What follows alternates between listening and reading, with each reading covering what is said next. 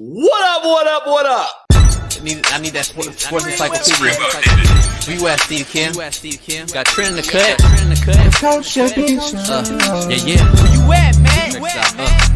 In the gym shooting, I'm Durant. You ain't shooting John Moran. Darnell is the Ball State legend. I'm the Warren Central High School legend. I'm proving with a reliable source, straight from the mouth of the horse.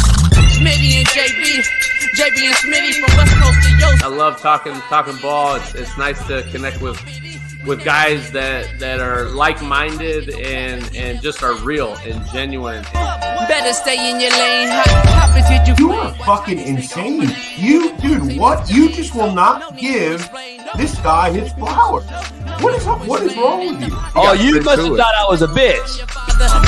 I am him. Use not it. What's the topic? With your logic when I flow. Big Komodo, how it's talking. Got to get back to letting the baby cry a little bit to see if they can soothe themselves. That's a bar. Issues get pressed so past it, don't get sacked like bags and baggage. Smitty and Jason Brown killed it, yeah, it's a rap. We what the game's been missing, we switched it and filled the gap. I identified him after his third fight, and I said that guy can be a star. I'm so proud of the show, bro. The gap, Smitty and Jason Brown. To the Coach JB show.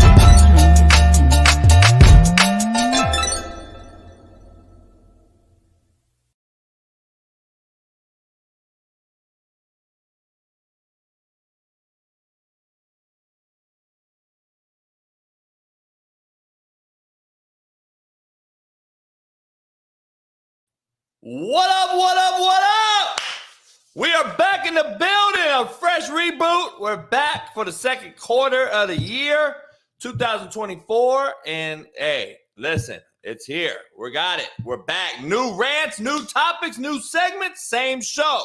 The realest show on planet Earth. Coach AB show with Big Smitty. We got new guests this time around every single day.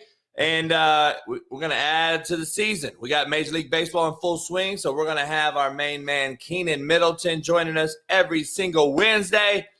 We got Big Matt every Monday, Wednesday, Friday. We got Steve Kim every Tuesday, Thursday. We got Jeff Nadu every Monday and Friday.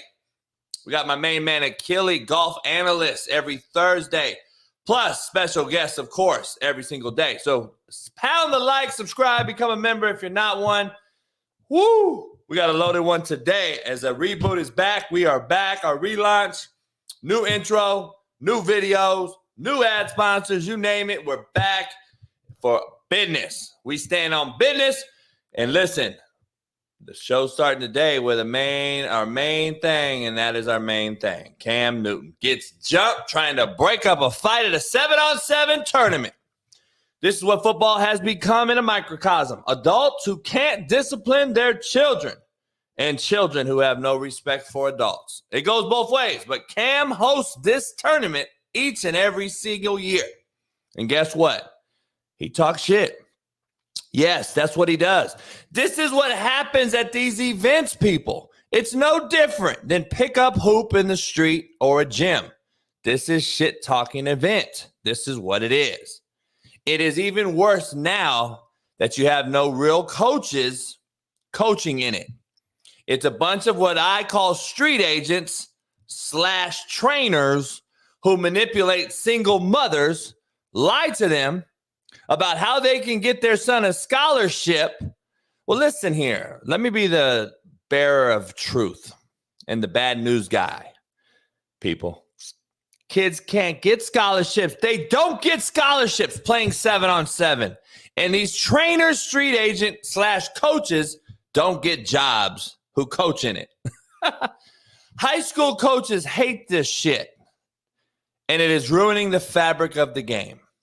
Quarterbacks taking no drop, using a quarterback tee. There's no timer on his passes. DBs and wide receivers are a joke. All free release.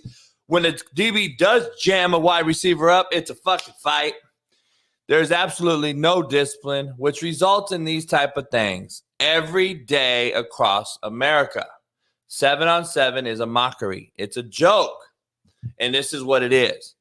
So we're going to dive into this Cam Newton thing in full totality. And it's my pleasure on this fine, merciless Monday that we're going to bring back our main man, our co-host, Naptown's finest, Far East Side, AR5 glasses wearing, Lamar Jackson loving, Fox Sports working, LeBron hairline having, the one and only Big Smitty. Welcome him back in, people. We are back in the building. What's going on, y'all? Did y'all miss your boy? Did you miss your boy? It's been 2 weeks, JB, and I've been having this energy just inside of my body, and I can finally release it. Pause. What's going on, JB? We matched today. We didn't plan this, but it happened. Yes, sir. Let's get it. I'm on TikTok Live. We out there in the building. We got new people working with us. We got a new marketing team. We got someone helping us out with Felipe took a pause. What do you call it? A hiatus. He's working out of the state. We got a new guy running Twitter. Diego, shout out to him. We got all kind of new people working. We're getting this thing growing. Hey, the train keeps going, and we can't stop. Oh, new logos. We got new logos. 2 new logos. I got 2 phones, one for the one with the. Man, you can't see yours though, because yours is right behind your head. Kind of shitty layout. You had 2 weeks and you didn't really do it right. So it's cool. Half-assed performance. It's cool. So we got a lot going on today, Big Smitty. I already introed us into our basically I had a little rant to start the show because Cam Newton got jumped yesterday. I don't know if anyone saw it out there. I'm sure everyone's seen it by now, but I don't know if we got the little video, but basically, this is what people don't get, Smitty. He's handling these kids and these grown men. There's some coaches in there. He's handling them without throwing one punch. Right. Throw one punch. Just grabbing them and pulling them off of them. These kids and these young social media cats and these YouTubers and all these people who fight through tweets. That's how they scrap nowadays because they're cowards, and we know this is what we are. They must have not watched Last Chance U when the whole team tried to get me in the lake. They must not understand there's a real difference out here, dog, between grown men's strength and your little push-ups and 225 strength. People don't realize there's a big difference, dog. He's a grown-ass man with cock-strong, grown man strength that was not, by the way, did not throw one punch. Kudos to Cam for not throwing a punch because I don't know what he would have did to those cats. Could have been ugly. So very, very poised. That's why he played quarterback, right? Very calculated and poised. I'm not going to get sued in this thing. I ain't going to break a hand or something. Who knows? Somebody might call me again. Like, who knows, right? A lot of shit going in your mind. But all that social media was waiting on was him to do something dumb because all eyes are on him. Nobody cares about the cheap shot coach who came up and tried to get him a sucker punch on the side. Nobody cares about all those kids. They're all a bunch of shitbirds. Nobody knows who they are anyway. It was at his event, his event that he throws for those kids every single year. And I don't think people understand what he does for those kids. He loves the kids. I've been to 2 of his events. He just talks shit, Smitty. It's like playing hoop. We're playing hoop in the hood. We're talking shit. 7-on-7, that's what they do. Right. Cam is talking shit out of a friendly gesture, and he's going to call you out and talk shit. That's what he does. He did it 5 years ago when he started it, and it was viral. Yeah. He's still doing it. So it is what it is, Smitty. We're going to dive into it today, but these kids, man, are in a bad spot at 7. These 7-on-7 things, I believe, are ruining the fabric of the sport. It's just absolutely, and it's really the coaching that's the worst part. But we're gonna dive into it, Smitty. This show is brought to you by Bet Online, and that is our quote of the day, which is brought to you by Bet Online. And what up, man? The real Coach JB here for the Coach JB Show with Big Smitty. We got a proud new sponsor, of course, for the second part of the year, and that's Bet Online. Continue to be your number one source for all basketball wagering needs, including pro and college hoops throughout the year. March Madness is here. Join us every Monday and Friday with Jeff Nadu as we will pick them and up-to-minute odds, stats, and trends. You can follow your favorite team's path to the playoffs with in-game live betting, contests, and all the best player props. Experience the world's best wagering platform anytime from your desktop to your mobile device. Head on over to BetOnline today.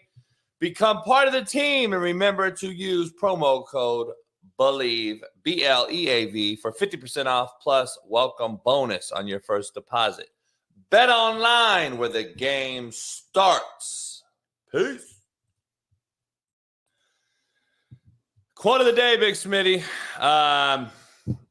Being honest may not get you a lot of friends, but it'll always get you the right ones. That's all I'm about, Smitty. That's why we starting the show fresh, new. I don't want a bunch of friends. I just want the right ones. That's all I want. I don't know if people can handle that or not, but that's what I want. I want the right ones. You know what I mean? I'm with you on that one.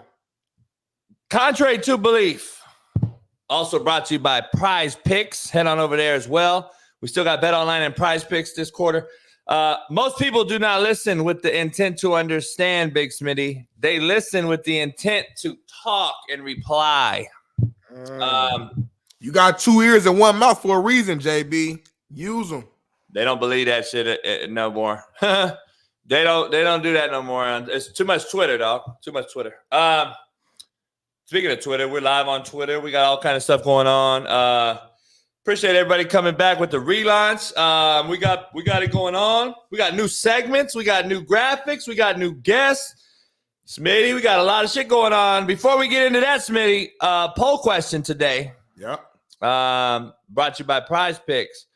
Should court storming be banned? A Duke player was injured this past weekend against Wake Forest. Wake Forest beats Duke.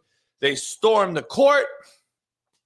A guy gets hurt. I thought it was kind of a lame way to get hurt, but it is what it is. He gets hurt right here. He's simply walking through, and I think he hurts his shoulder, his knee, and his leg. I don't know what he hurt, but should court storming be banned? Drop it in the link below. Chat, drop your answers down there below. Also, while you do that, pound the like. And if you're not a member, become one. We need to get 1,000 members by April 1st, and we need to get 50,000 subscribers. We're at 36,000. We need to get 14,000 subscribers. So make sure you guys pound the like, hit the button, and subscribe today. Smitty, would you ban court storming? Because next will be football, because we've seen goalposts be dropped, fell, thrown in the lakes.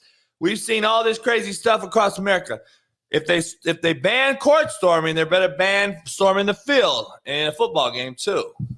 No, I wouldn't ban court storming or field storming. To me, this is a great part of college sports. It's exciting. It's about, we see upsets every single year, you know, whether it's the regular season or big time playoff matchups. Regardless, upsets are what makes college sports great, in my opinion. And removing it would be just overreacting over a situation that's very rare. It's very rare that players get hurt or have gotten hurt during court storming or field storming situations. Is it kind of dangerous? Sure. You got hundreds of people or thousands of people storming into one location. But if you just kind of use some common sense, you can navigate off the court in a way that will protect yourself and keep yourself safe. You know what I'm saying? So like, I think us right now, we're talking about it. The media's talking about it. Everyone's in a frenzy because this player got hurt, which is unfortunate. But let's not overreact to a situation that rarely ever happens. This is a great part of college sports. It's exciting. It's part of the reason why fans of smaller schools want to go to these big time, you know, matchups with their schools facing a Duke or North Carolina or what have you. So removing it would be just an overreaction, and I don't think we should do that at all. Yeah, but we live in an overreaction world. That's all we do because social media. I don't know. It's crazy how strong certain people have great marketing, great publicists, great PR, great lawyers. They deleted that video. From what I've understood, that video is not available really, unless you could get somebody keeps reposting it, but they've deleted it. They continue to delete it off social media. So that's a good look for Cam and his team, probably who I would think is pushing that to be deleted, only for the simple fact of the sport and the kids. I doubt he's doing it for him because he's actually getting patted on the back and getting accolades and shit for he's a bear and they couldn't fuck with him and he's throwing guys around like grown men strength, man. But remember, there's two incidences we talk about on this show all the time that Smitty keeps referring to as quarterbacks being soft. And one, you see me take on a whole team of grown Division I NFL players that couldn't get me in the lake. And Cam Newton tossing grown-ups around like a fucking rag doll, but quarterbacks are soft. Listen, it's delusional. we're not going to dive into this right now because we got some other segments we got to go to. Delusional. But I will say this. With a stiff arm Smitty. Quarterbacks are the softest position on the football field. I'm not saying they're soft, but they're the softest position on the football field when you go through each position. And I'm going to leave it at that. But we're going to talk about that later on or maybe tomorrow, or I'm sure we'll bring it up every single day. But right now, we got my segment coming up, JB. I'm going to introduce you. We'll do it the right way then. We got a new segment of this show, people out there. I don't know if you realize this, but we have a new part of the show where it's called Smitty Says So. Yeah. Smitty Says So. I'm sending that picture to Mike Tyson today. Please and we're going to see if we can get Mike Tyson on the show and see if Smitty thinks Mike Tyson's soft too. Smitty Says So. Brad news part of the show. Can't wait to get in. But Smitty, the floor is yours, my friend. Yes, sir. Yes, sir, man. Hey, let's do it, man. We're going to move to the basketball court and talk about JB and I's Lakers. The Lakers have hooped in LeBron James. They have one of the best big men in the league in Anthony Davis. They have experienced role players like Spencer Dinwiddie, D'Angelo Russell, Austin Reeves. The list goes on and on. On paper, this team should be damn near at the top of the Western Conference. But instead, they're fighting for a playing spot. So what's the issue? Are these players who I listed simply overrated? Do they have bigger names than they do games? Can LeBron James no longer lead a team to the promised land at this point in his career? These are the questions that I have for you, Coach JB. Or maybe, listen, maybe the regular season just no longer matters. I don't know. These are my questions for you, Coach JB. In my opinion, though, I'm going to keep it real. This Lakers team is not championship ready. They're too inconsistent. The offense is up and down. The defense couldn't stop a snot from running down a runny nose. And although I'm a Lakers fan, I know JB is too, I got to keep it real. This Lakers team will be lucky to make the damn playoffs. And if you disagree with me in the chat, guess what? I don't care. Whatever I say, it's a fact because Smitty said so. Bring JB back on big screen, man. That's my feeling right now, JB. Watching the Lakers lose yesterday, the team is up and down all throughout the game. LeBron picks and chooses when he can turn it on and turn it off. AD's not aggressive enough asking for the ball. Role players are up and down. I'm just tired of it as a Lakers fan, and I'm damn near ready for them to just blow this thing up and let's go young and let's build this new Lakers team, JB. So you wouldn't be hot if they traded LeBron and AD? No, not at this point because I don't see them winning the championship. 2 weeks ago, I said, get rid of him. You were like, you can't. Yeah, but I'm watching them. I'm thinking through it. I'm just seeing how the season's going. I just don't see. If the goal is to win, you got to move on. I don't think these two guys at this point in LeBron's career and what AD has shown us, these two guys are not bringing a championship home to the Lakers at this point. It is what it is. Now, if we're just trying to sell tickets, of course, let's LeBron. Of course, keep him. Wherever he goes, he's going to sell tickets. But if you're trying to win the championship, you got to make some big-time moves. Now, I think what I did say 2 weeks ago was I would prefer to maybe move LeBron around, keep AD, and just get a lot of pieces for LeBron to center around AD because AD is still young-ish. You know what I'm saying? He's having a good individual season, and there's some things he's doing where I'm like, okay, if you put some shooters around him, maybe we got something. We can run the court a little faster. I just think the tandem of LeBron and AD, that's not going to work no more. It is what it is. We're seeing it. It started, though, with the Lakers hiring Darvin Ham. Let's be real. They hired him because I think they thought rumors were, oh, he gets in the players' asses. He's a disciplinarian. That's totally been opposite. He's actually been controlled by the players and is actually allowed more than he's coached. That's what I see. Jeannie busts his fine ass at 60 years old. She could get it, too, all day, every day. I might have to go up there and holler at her.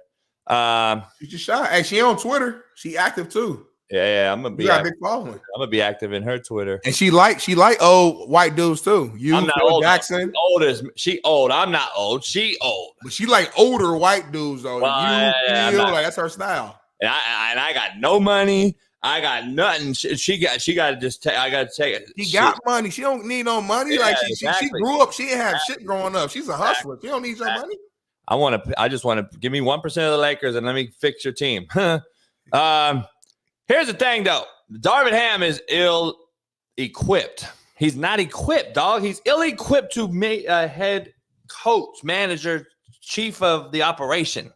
He's never done it before. What made you think he's ready to do it for the Lakers with trying to get 18 championships? Like, I don't get the rationale, the ideology of the hire, number one. Number two, I hope Jeannie's fine ass is not really contemplating on allowing her GM to truly go get LeBron's son out of USC to make it a feel-good story, father, son, playing together thing.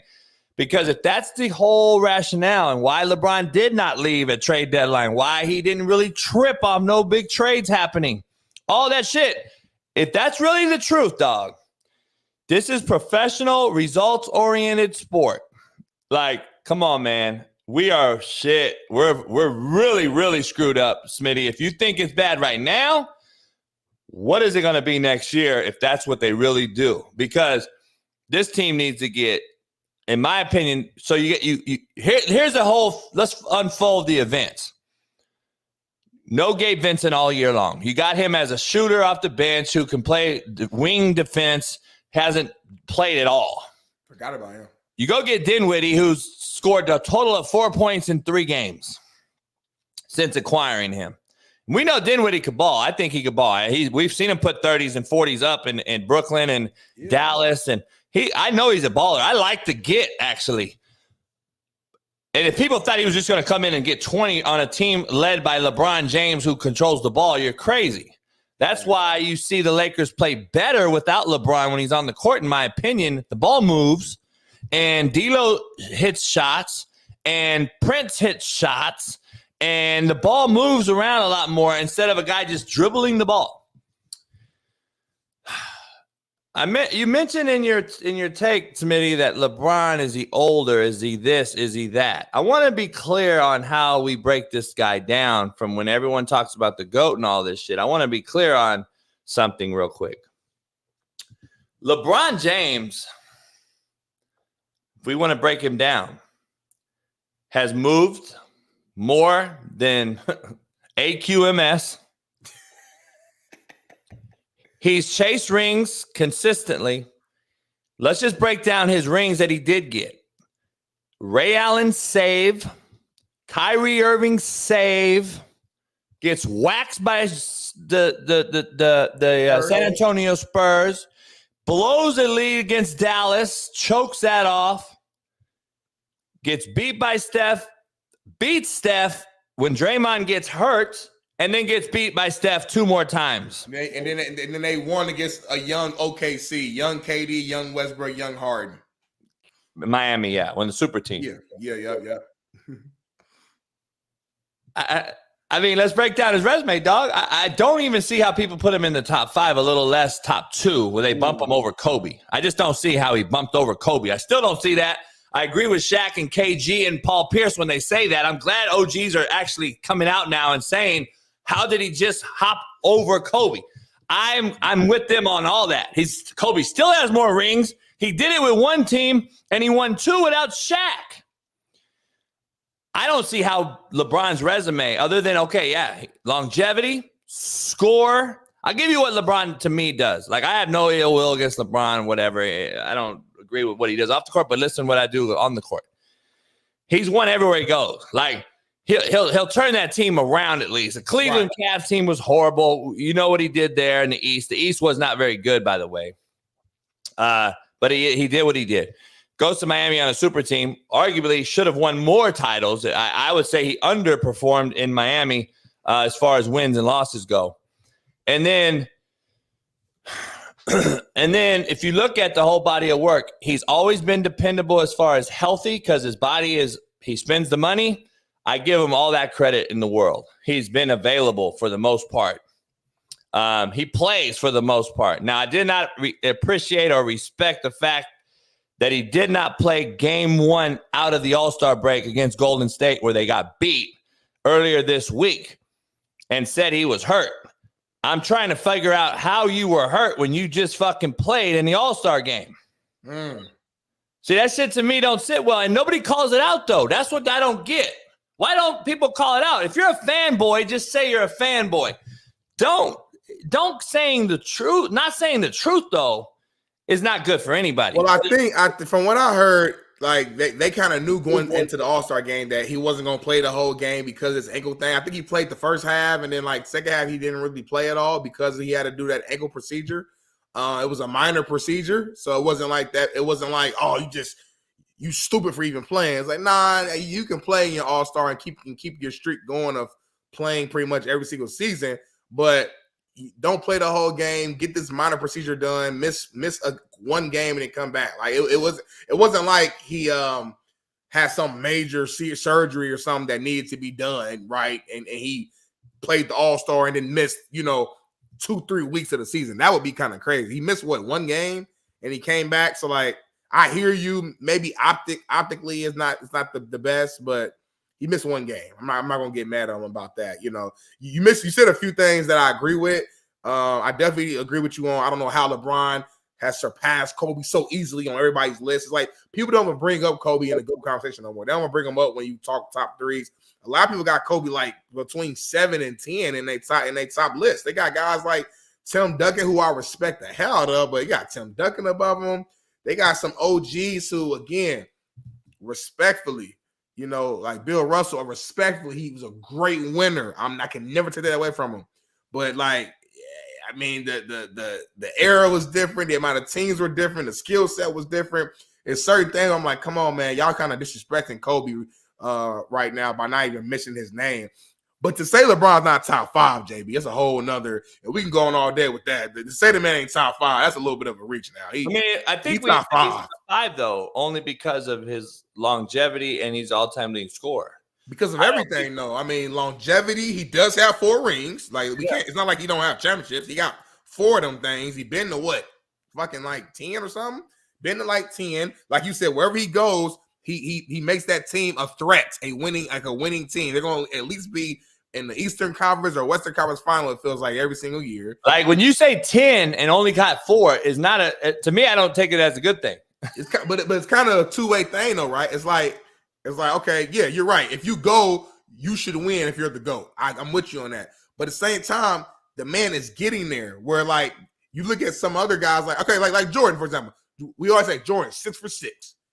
That's amazing. But he only went to 6, though. So what about all those other years when he didn't go? Like, he was losing in the first round, the second round. Like, he was just losing.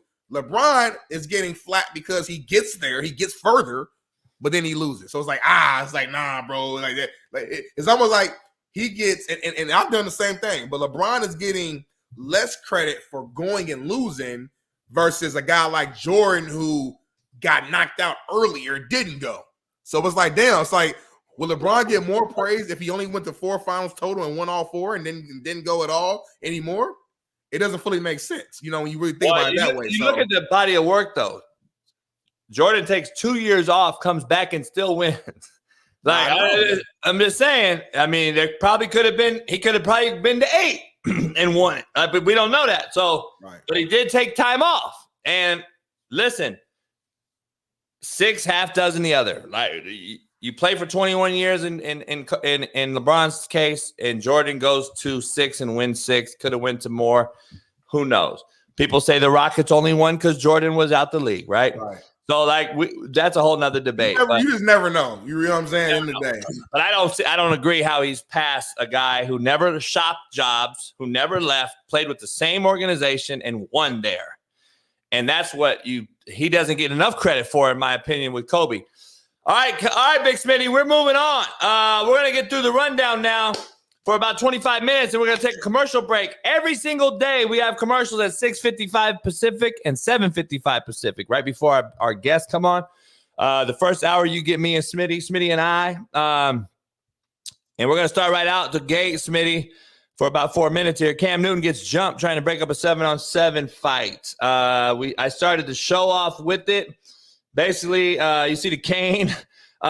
You see this happen. Unfortunately, stereotypically speaking, if this was in a trailer trash white backwoods of West Virginia, do you see it or film it, or do we watch it even? Who knows? I know it happens though. I've been at all these places, recruiting in all these places.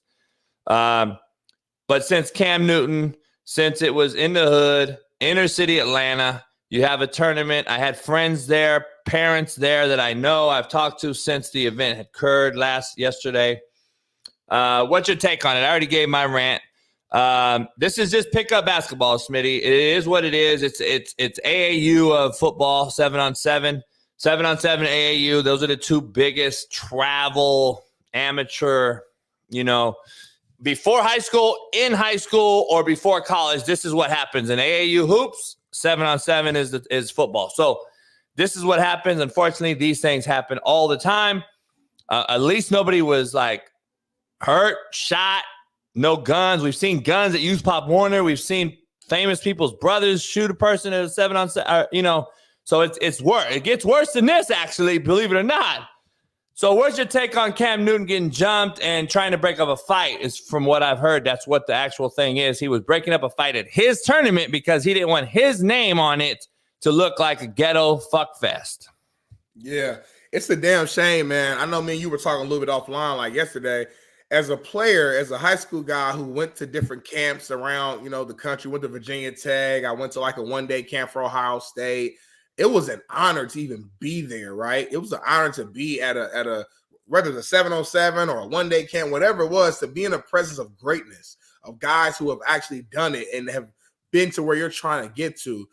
It was an honor, and I would never even think, it would never come to my mind to even ever lay a finger or a hand on a big-time player, a coach, or anybody there at that camp for that matter, because I'm representing more than myself. I'm representing my last name, I'm representing my high school, my coaching staff, and especially in today's world where you got all these cameras everywhere, somebody's going to be recording it. So it's like, what message are you putting out there? And the fact that what I'm seeing in the video, it was like actual coaches of 7-on-7 teams who were like the guys who were leading the fight. Like, what are you doing, man? This is a Heisman Trophy winner, a guy, a national champion, MVP, and a guy who led his team to a Super Bowl in Cam Newton. Let's stop disrespecting the guy who has shown greatness when it comes to playing on the football field over the course of his athletic totality career, Auburn, NFL, everything he's done. This guy has been a great overall football player. No, yeah, you talked about it earlier, JB. Cam Newton, does he talk trash and talk some shit while he's out there on the field? Yeah, he does. But that's part of the sport. That's football. It's fun trash talk. It's a way to get the young guys excited and to get the energy going and allow him to feel relatable to the community and to the players out there, because he is a former player who's just retired not that long ago. So he understands the culture. He understands what triggers young guys to get going. And listen, we don't know the exact reason why the coaches decide to jump in and swing and all that stuff. But like, what type of example are you trying to show to these young black men out there on that field? Because you as a grown-ass man, as a leader, as a coach, if you're swinging, and not just swinging, but swinging on a guy like Cam Newton at his camp, what makes you think that your young players ain't going to do the same thing when they strap up on Friday night and the call doesn't go their way with the referee? And now they're going to swing on the referee. How can you as a coach or as a leader be like, nah, don't do that. You can't do that. Well, coach, you did it to Cam Newton, and the whole world saw it. So how can you tell me not to do something when you show me horrible and poor leadership on your end as a grown-ass man. So these coaches should be removed from the 7-on-7, from coaching. I hope their faces are out there. It's a damn shame. Take a listen to this. Hey, Joe. Hey, man, I'm going to say it. They can't hide the film now. You know what I'm saying? That 3 times. You know what I'm saying? Y'all not throwing that, none throwing that Atlanta hero quarterback. Just cannot beat me. Can't be for. Who is that? Is that Cam's homie? That's the catch, Cam. I thought. That's the guy who came at Cam. Huh? Is that the guy who swung at Cam? Yeah. Got you. I don't see how he thought he won that. That's what I'm saying. Some of the film don't lie. Like, first of all, you're jumping him. First of all. Right here, look. Cam's dragging him by his dreads right here. Right, he's swinging him around, tossing him around everywhere, number one. Number two, y'all jumping the man. So even if Cam would have failed or whatever and really got beat up, y'all jumping him. You don't get no credit for that. Like, you, at least in my opinion, you don't get no kudos. If you really about that, fight the man one-on-one, then let's see what's going to happen then. If you want to act all tough, like, come on, bro. See, this goes to your point, JB, and we're going to have to agree this morning. Social media and Twitter and Instagram, TikTok, all this stuff, these grown-ass men trying to go viral. You're going to fight the man at a damn camp. He supposed to be a leader, and then you're going to do a video afterwards to try to boost it up even more. You're a grown-ass man, grown man. It blows my mind. See, like, where's that guy coach at? See, that's what I'm saying. He don't. I would bet dollars to dimes he don't coach at a high school. He don't coach anywhere. He coaches in this shit. And that's what's problem is. We got a bunch of street agents who are coaching kids and telling kids, this is how you do this. This is how you do that.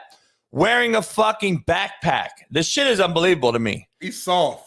Coaches don't wear backpacks. I'm just going to throw it out there. He's soft, baby. If he's watching this right now, he's soft. I hope he's watching this clip right now. You're soft. And here's the cool part, though. They'll tell the kids and the mama, who they're recruiting to try to smash, to be honest, they're going to tell the mama that I'm going to get your kid a scholarship. No, you're not. And you're telling what we call cross-coaching. You're telling the kid all the wrong shit. So when he goes back to his high school coach, who's actually coaching him, pushing him to a Division I school, he fucks him. Now, then he gets back to the coach, and the coach says, no, Smitty, take a fucking 5-step drop and hit your 5th step and take a hitch and climb the pocket. Well, my 7-on-7 trainer said I should just run around and throw sidearm like Mahomes.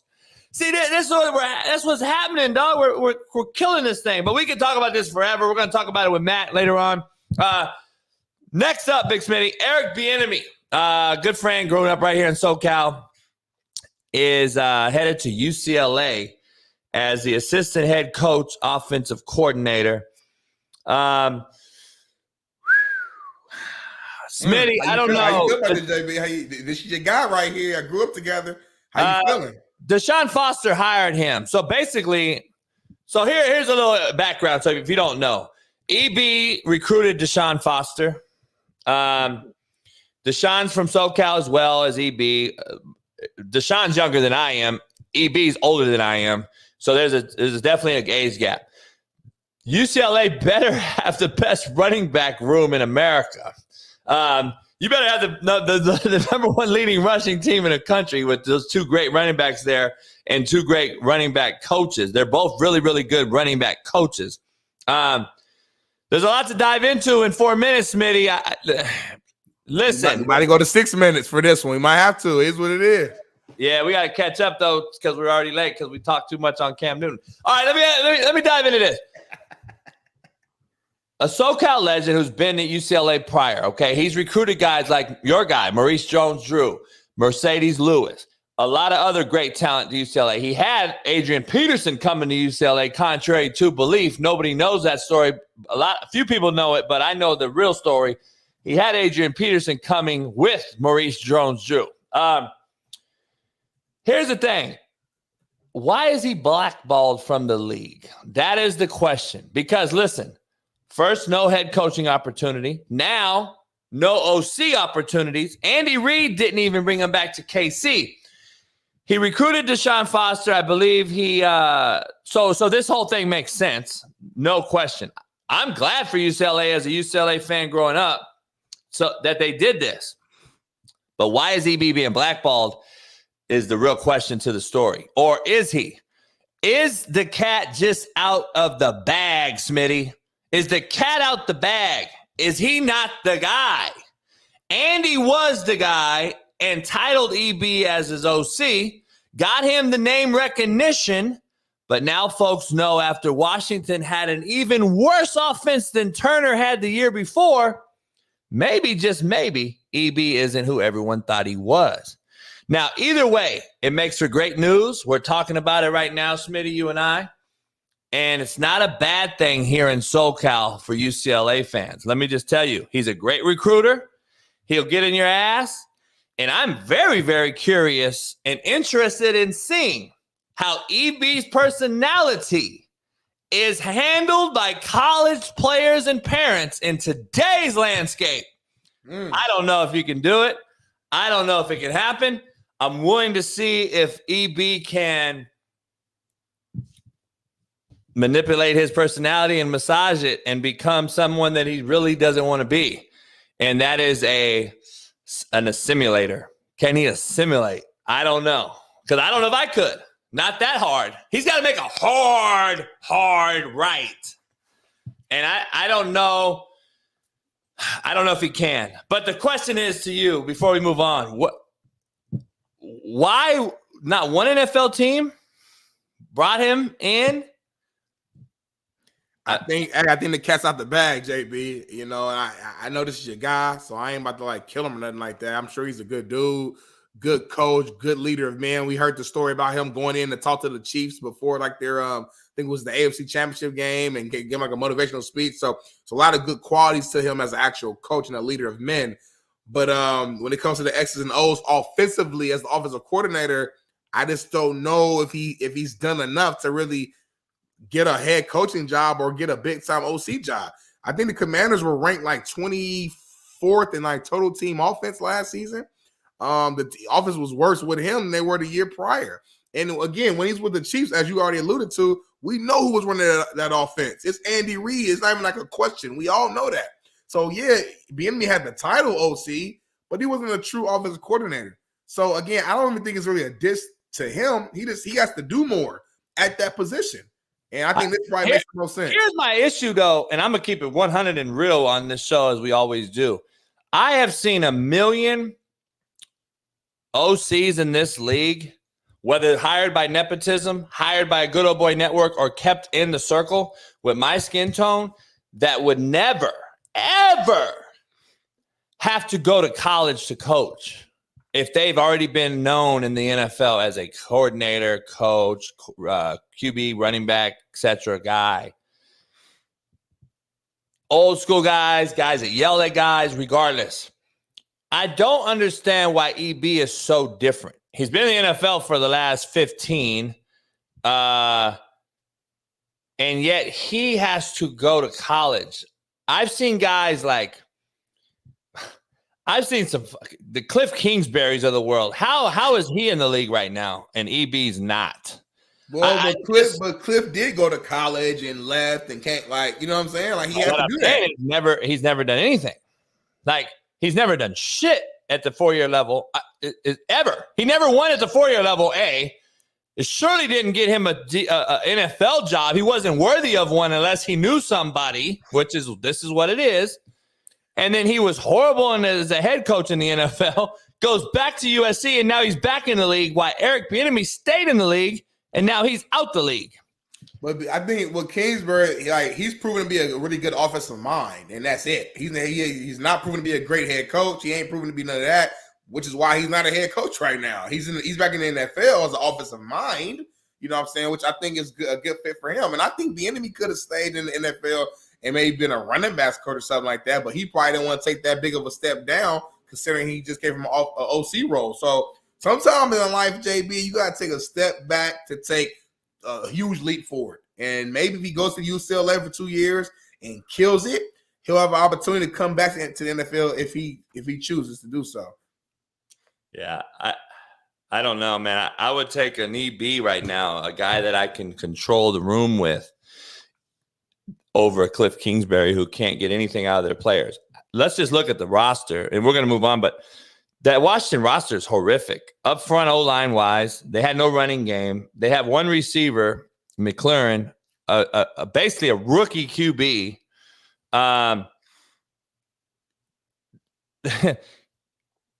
He got everything out of that offense from getting them to just actually buy in and run through a wall, even though there was early turmoil that they couldn't play for the guy. He was too mean and yelled at him and all this old soft shit. This is what the league is now. They rather have capri pant wearing coaches than a dude who's really, really in your ass. And that's the problem. That's what's sad. I don't know how it works out for EB in college when he's that way. If NFL guys are bitching and moaning, I don't know how he's going to do it. In my opinion, he'll have a better shot at that coaching style at the college level than the NFL level. Because, I mean, not every college player is making big NIL money. Not every college player is in position to be fucking entering transfer portal and move around, all that. In the NFL, everybody making big bread and big money. And I don't know if he's a grown-ass man. So, like, in NFL, these are real men.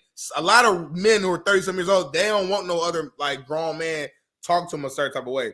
At the end of the day, these college guys, they're young men or they're kids. They're 18 or 19 or 20. Like it's still like a certain difference between a respect level, a age level, a parent type factor. Some of these young men don't have fathers in their lives, so like it's a little different at the college level. Where I think he can get away with some of that. I don't know. Stuff. I hear what you're saying. I don't know if I agree. Only for the simple fact that once you get yelled at UCLA by EB, you're in the portal.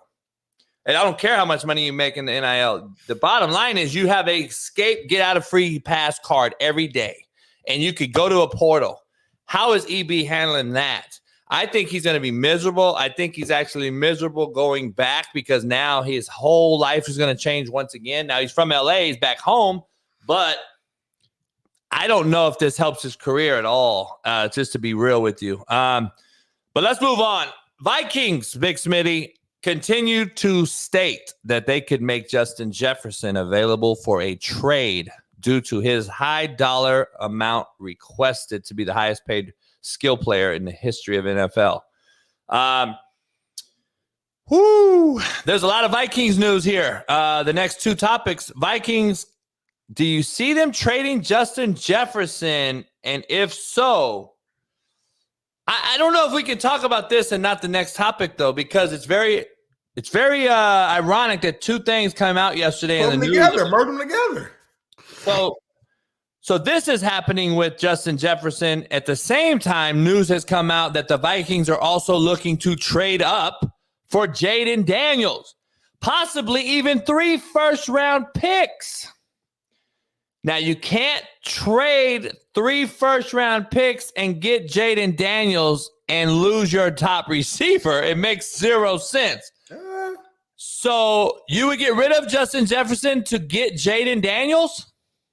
I mean, listen, Justin Jefferson is amazing, arguably the best receiver in the NFL. But we have seen that receivers are not winning Super Bowls.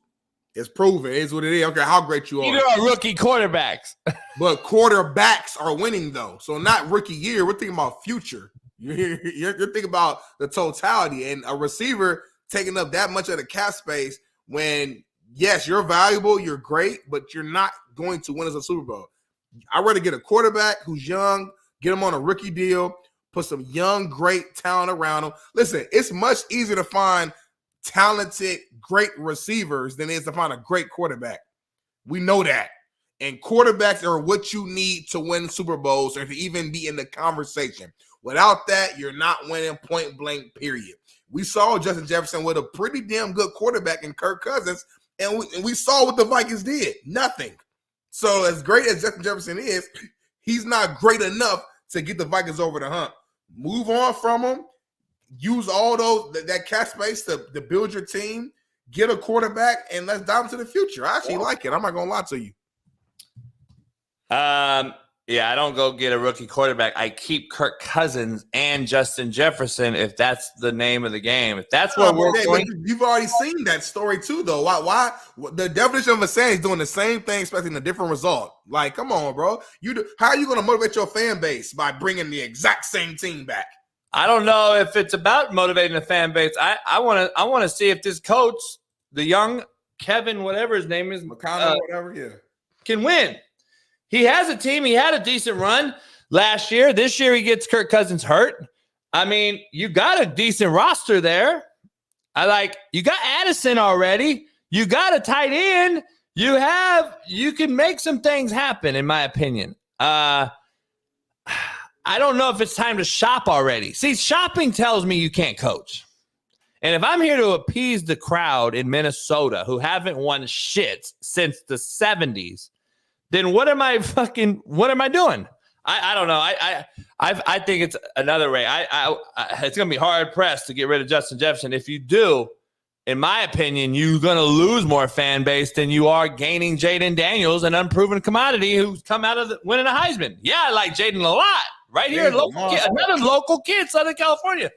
Is he ready to win in the NFL day one?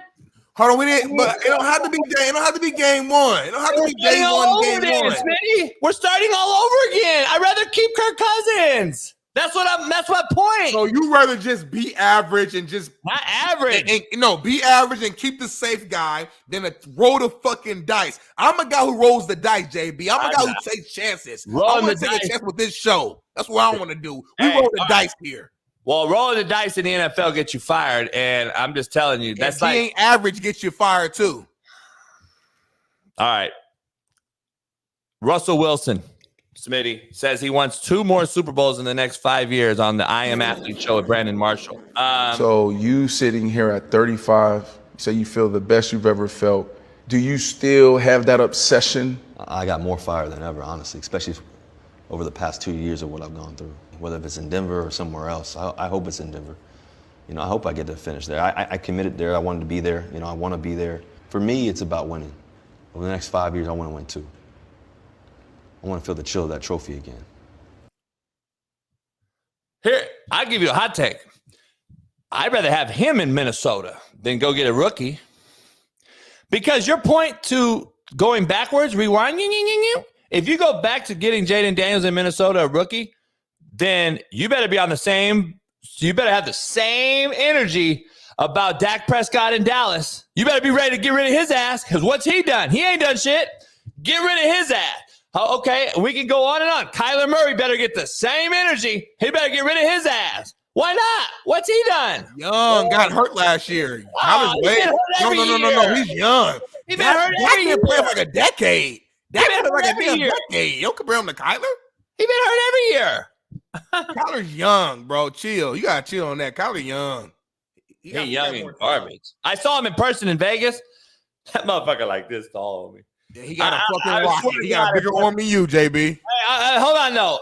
Here's the real part. Like back in the day when we would see NFL people in person, quarterbacks and shit like that, you would be in awe, like, damn, like Cam Newton, right? Motherfucker like, God damn, that motherfucker's a freak. Kyler Murray, motherfucker, give me head standing up.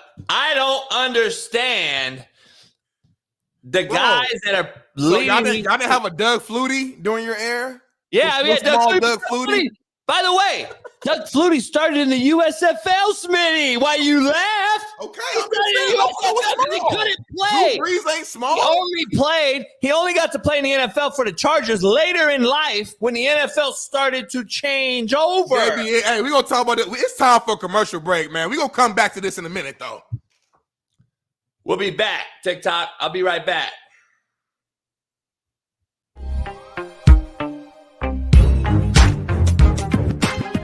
Top 10. All right. I'm going to get into my top 10. Matt asked yesterday about my top 10, and he spit his out real quick. I'm going to pull mine up on the ticker below so the world can see. You can all fucking go, the fucking chat. 400 people are going to talk shit. I don't fucking care. So here we go. I'm going to go Tom Brady. Here we go. Before I pull it up, I know you guys saw everything.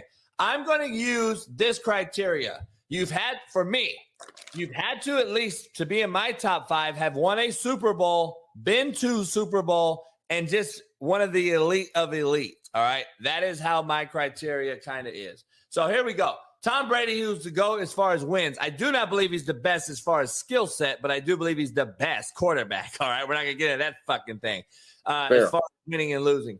So that's number 1 for me. I got Troy Aikman because I believe Troy Aikman can travel to any era and be as accurate as any quarterback of all time. He is the fucking People do not.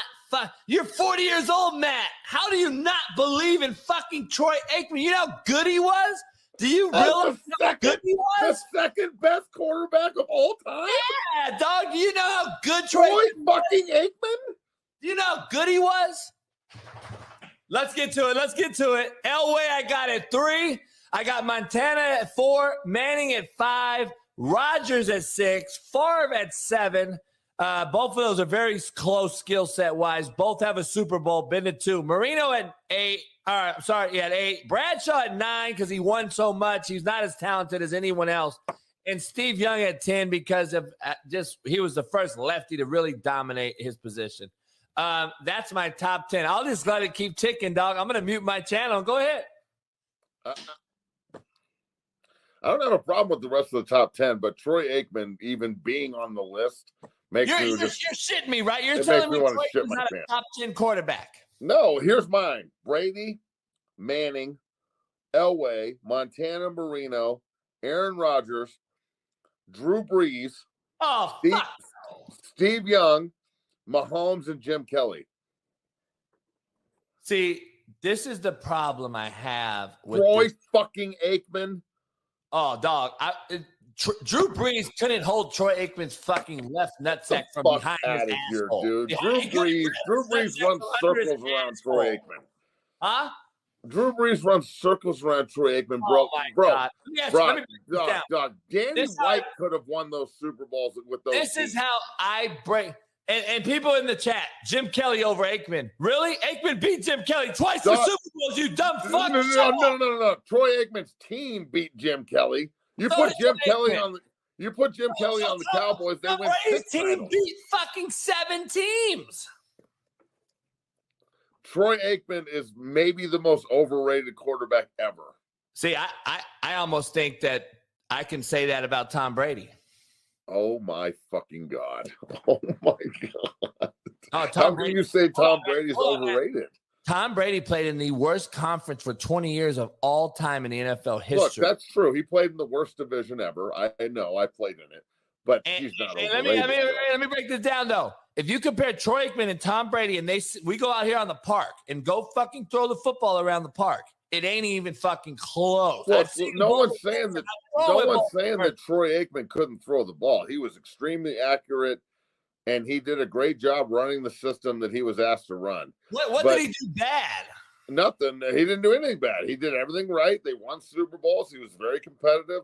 He's a first At the time he was in the NFL, he probably had top 2 or 3 NFL arm strength. I mean, he could throw the ball 80 yards. No one's debating all of this, but he is not a top 10 quarterback of all time to this day. I don't care about stats and all this Drew Brees bullshit. He didn't throw the football as much. He fucking had a Harper and Irvin and Novacek. They ran 21 personnel play pass. I'm just saying he's not a top 10 quarterback, in my opinion. Well, I think if you take any of the guys on your list or my list, and put them up behind the Great Wall of Dallas with the NFL's leading rusher of all time, with the fucking playmaker and Jay Novacek and Alvin Harper and all these other motherfuckers, plus Charles Haley and Jeff Coat and Norton and Deion Sanders and all these other motherfuckers. I mean, goddamn, I think that any of these quarterbacks win Super Bowls. Any of them. Hold water to me.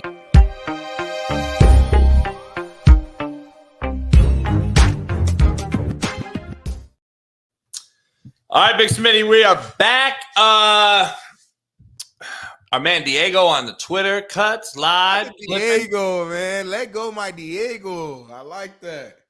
Felipe to Diego. You can't say we're not equal.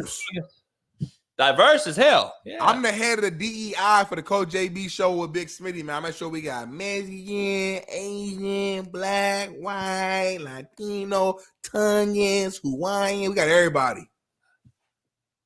Tongan again? Huh? Say Tongan? How you say it? Tongan? Am I saying it right? Say it the first time, though. Tongan. I don't want to listen, I don't want no beef because I know they come deep. I don't want no disrespect. I'm trying to say it right. I think it's Tongan, right? It's Tongan. I mean, I don't know if you spell it. It's spelled with an O, not a U, just so we're clear. Tongan. Tongan. Say it one more time. Tongan. Tongan. Tongan. Say Fafa. I don't think I'm supposed to say that. Like, you know, like, look, my hood instinct just keep thinking, like, I don't know what that means, but it sounds like some shit I ain't supposed to say, so I ain't even gonna say it. I'm gonna ask Josh Fader. Can I say what he just said? He said to say it. Y'all trying to set me up. I'm gonna drink my water. Look, I got that brand new all gold, and yeah, look, match the chain. It's real gold right here. It never runs out. All right, we got a Boulder, Colorado legend in the building. A legendary business owner.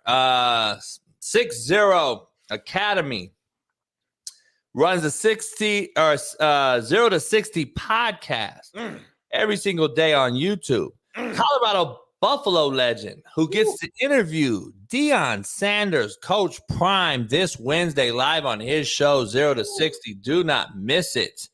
Everybody out there. NFL, 7-year NFL vet, the great analyst of film, breakdown extraordinaire. You can find him on Twitter, TikTok, and Instagram on 0 to 60 Equipment and 60 Equipment on Instagram, TikTok, and Twitter. The great, legendary Matt McChesney. Clap it.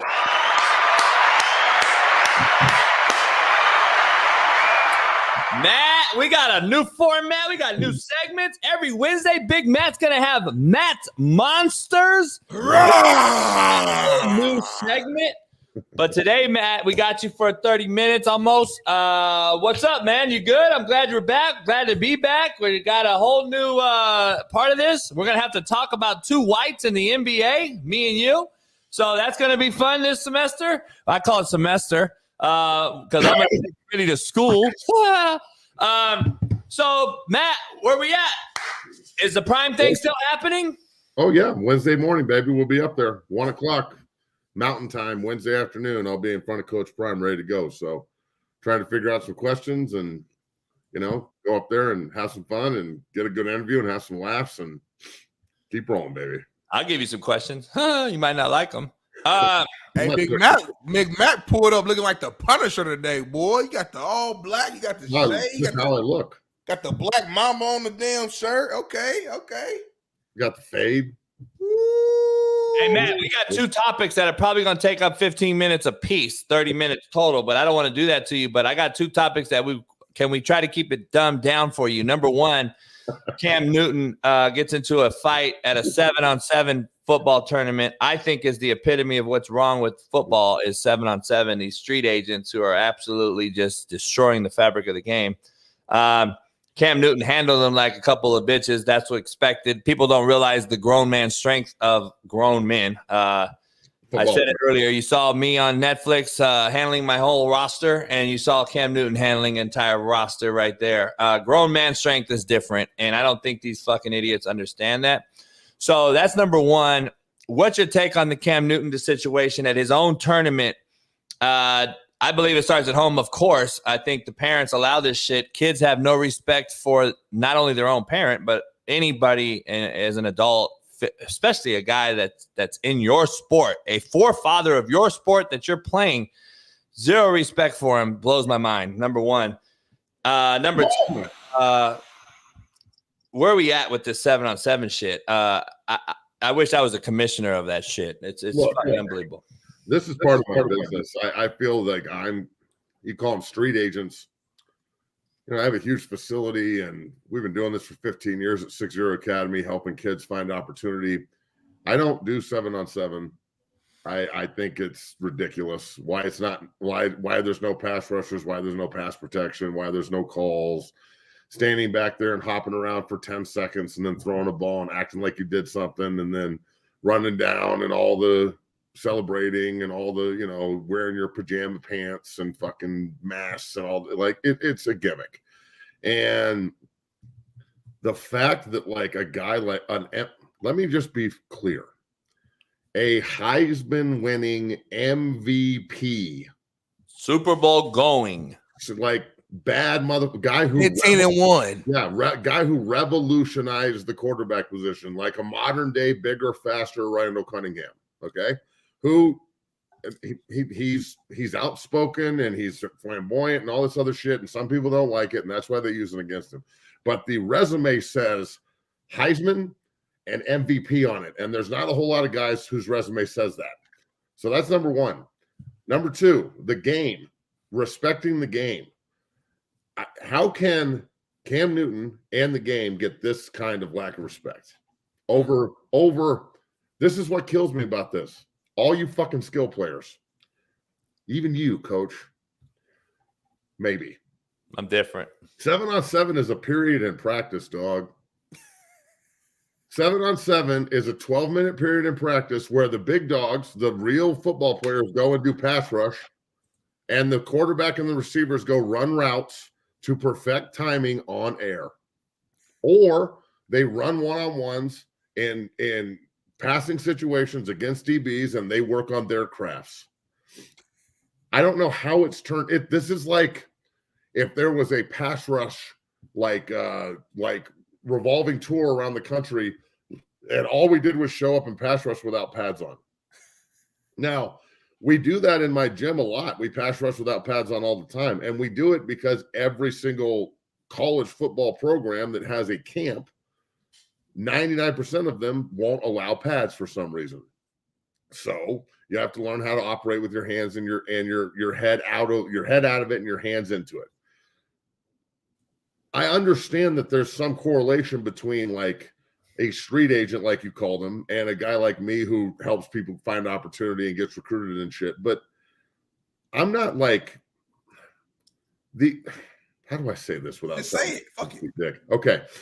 There's a bunch of people around the Denver area that run 7-on-7 camps, and like this is all really vindictive. This is all really jealous.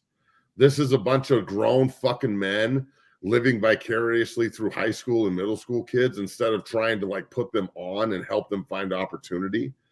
There are coaches, guys who say they're like, that's the thing. Anybody can be a coach these days. Like just because let's say trainers, Matt. They say trainers. Trainer. Thank you. So I consider myself a coach, and I'll take the Pepsi challenge with anybody that wants to debate that. But I'm not saying that all 7-on-7 coaches and trainers are bad. I'm not saying that. It's on an individual basis. There's some good ones. There's some guys who really give a shit. Cam Newton is a good one. He's trying to put on a 7-on-7 tournament to promote and help and do things. And then there's a bunch of shitbirds out here who think that it's about fighting. And bro, this year with my kids' 8th grade team, I don't know how many times we would go to a game, and by the end of the game, all the parents are fighting, and people are like pointing a hypothetical gun at me and telling me I'm a racist and I'm a piece of shit. Oh my, it was fucking ridiculous, bro. I'll see you in the parking lot, motherfucker, bro. And I'm sitting here like, it's an 8th grade game, dog. These are kids. They're trying to learn. What is wrong with y'all? And that's my thing with all this shit. It's like these grown men get in a circle, and instead of like talking like we would talk, if we had a problem with each other, we would just call each other or FaceTime and have a fucking talk, and the problem would be over and we'd move forward. Well, especially in Denver, and I'd imagine it's even worse in other places where football matters. That's right, Denver. That's what I just said about you. Pick your fucking game up. There's like, it's like a sewing circle, dog. These dudes get in a sewing circle and they're like, psh, psh, psh, psh. What'd you hear about this guy? And you hear about this guy? And oh my God, you hear about this guy? And this guy's a bitch. And that guy's, and this kid's a pussy because he won't play on my team. And this kid, and then guess who hears that? The fucking kids. And instead of hearing, you guys need to work hard today and bust your ass and be respectful of your opponent, and your tape matters, and we're going to cut out all the extracurricular bullshit. We're breeding divas. Like everybody bitches about diva receivers and diva skill players. We're breeding them. This is what breeding divas is. So I'm not saying 7-on-7 needs to go away. I'm saying everybody that does 7-on-7, it's just a period in fucking practice. This is not as serious as y'all are making this, man. And to act like, put it like this. If I walk up to one of these big time 7-on-7 wide receivers, tight ends, quarterbacks, running backs, one of these skill players, and I say, okay, son, I'm going to hand you whiteboard marker. I don't have one in front of me because I'm not at the gym. But I'm going to hand me this whiteboard marker, and we're going to go on a trip to where do you want to go to school, son? He's going to be a junior. I want to play at fucking Tennessee. Awesome. Tennessee. That sounds great. I call Coach Ayers, their defensive line coach down there. I play with him for the Broncos. Great friend of mine. Call him up and get you down there in Knoxville. And Gage Ginther just went. We'll send you down, and we'll get you in front of the coaches. And I'm going to hand you this whiteboard marker, and I'm going to say, all right, kid, you're the quarterback, right? You're a 4 or 5 star. You're killing people in 7-on-7. You look so good.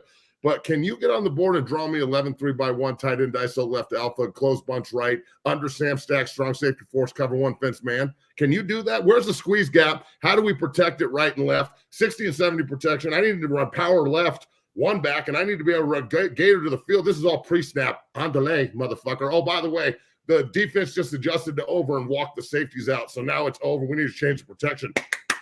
Chop, chop, son. And if he can't do it, I'm going to look at him and go, 7-on-7 is conning you, son.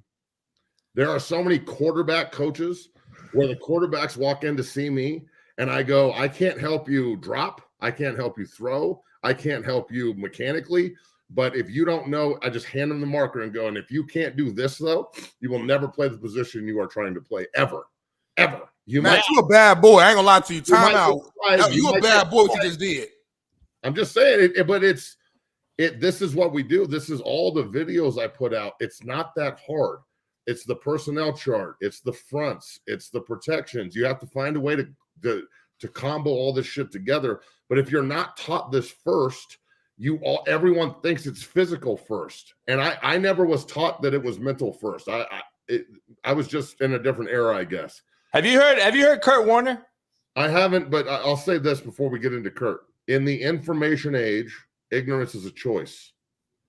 And right now you can get on Google. You can find, if you're a kid, instead of TikTok videos and fat asses and 7-on-7 and all this other shit, save that for leisure time and go learn. Type in on the Google machine over Sam Stack and see what comes up.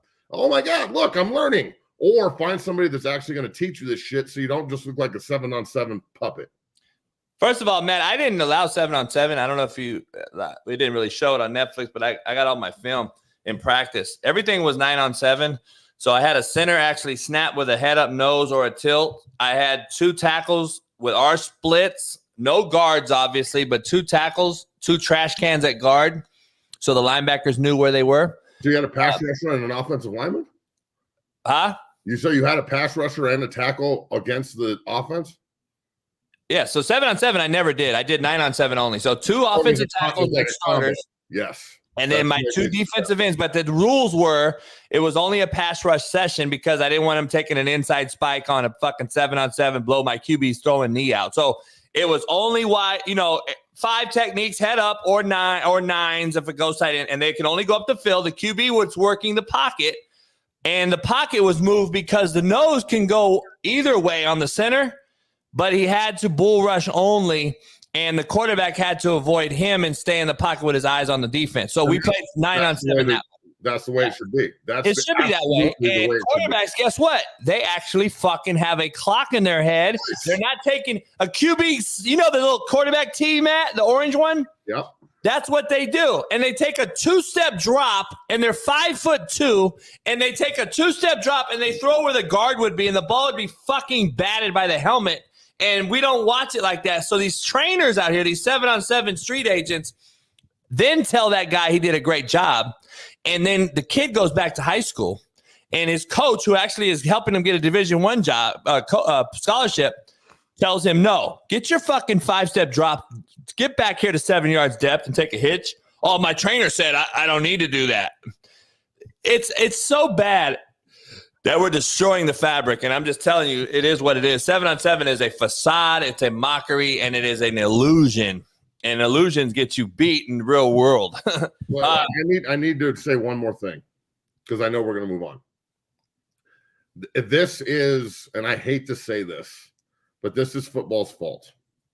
I live in a very affluent area, bro. Like, Colorado's pretty nice. The entire I-25 corridor from fucking Fort Collins to Durango is pretty goddamn nice. Or Colorado Springs. Everything's nice.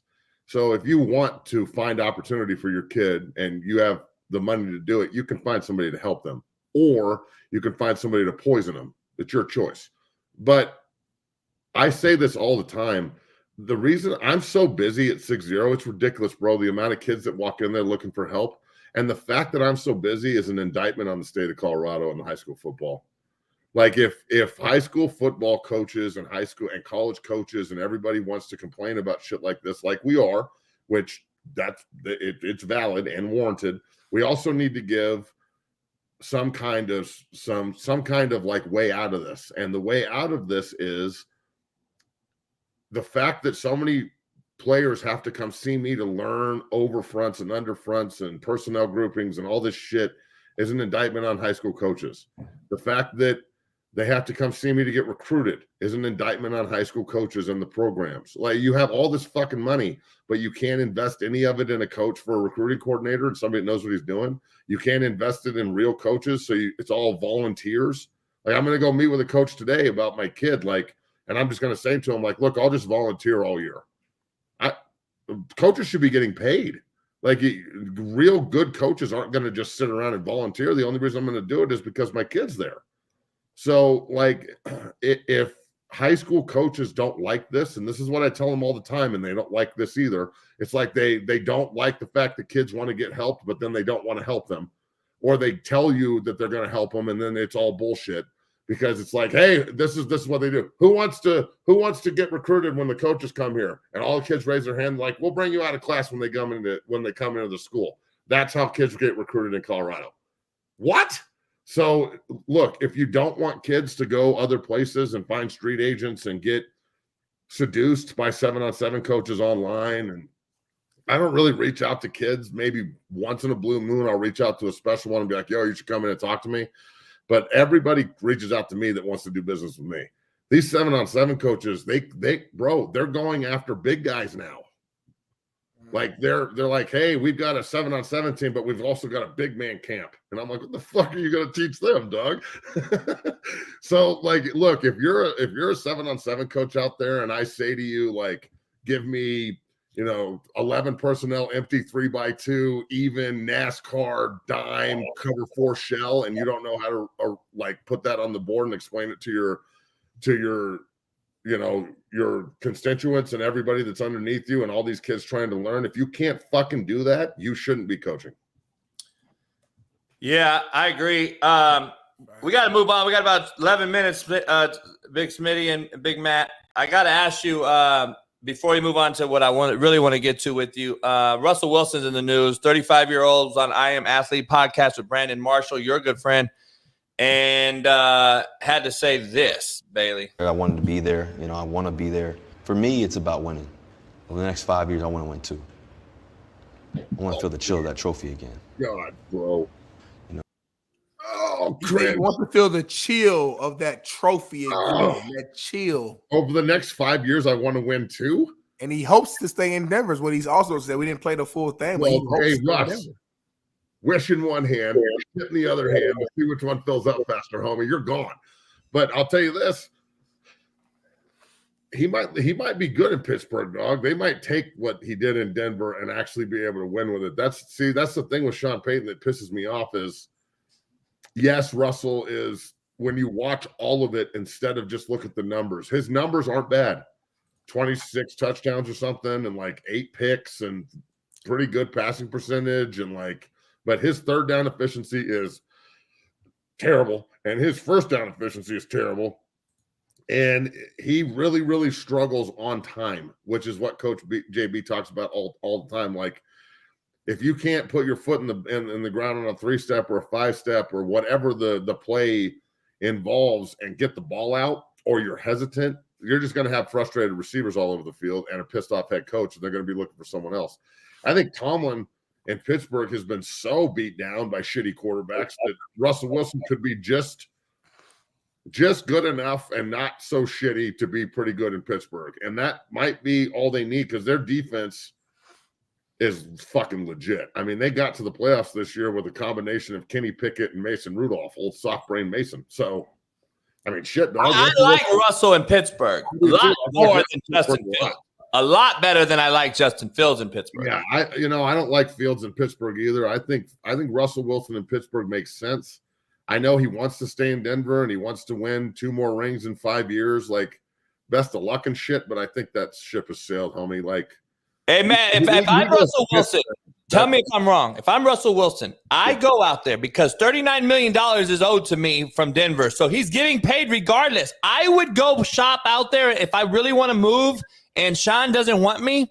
I got to sit down with Peyton in Vegas last week or for Super Bowl 2 weeks ago, and we talked privately. And look, he was like, JB, I wouldn't even mind keeping him. Off the record, without saying too much, he was like, but I don't know if it's feasible as above my head to keep him, but I would like to keep him. He goes, because I thought we made strides. I think we can make some more. He goes, but the money that he would ask for on the open market would crucify him. I think Russell Wilson should go out and say, listen, I'll do it for league minimum at quarterback, which I believe is 1.12. Take me to start. I'm getting $40 million anyway, Matt. Go tell somebody you really want to play. That's the rumor out right now. Allegedly, that's the rumor. For a year and help out Bryce or be the guy. I mean, he'll start, but I don't know if you're going to do that to Bryce. But I'm just saying, go to a team and just say, I'll do it for the minimum. I don't know who's out there. Atlanta comes to mind. Why won't he do it where he's at? Why won't he take the minimum in Denver and allow them to build a team around him? And actually, they were 8-9. They were in the playoff hunt until they went on Christmas Day and shit down their leg and lost to New England, and he got benched. And I would ask Sean Payton, if you really wanted him back, why would you bench him in the middle of you could have made the playoffs and you benched him? So I understand that there's money involved, but look, oh my God, I'm so mad about this. I can tell. Like, Broncos, dog. The Broncos just got bought by the fucking Walt Penner Group, dog. It's the most lucrative, richest bunch of assholes to ever run a team in the history of sports. They are like, they could buy other franchises 3 times over. That's how much money the Broncos have now. And they're complaining about Russell Wilson making the money they signed him to. And that's why you're going to bench him, because he's going to get paid on a contract that you could pay out 50 times over and still go on your fucking yacht.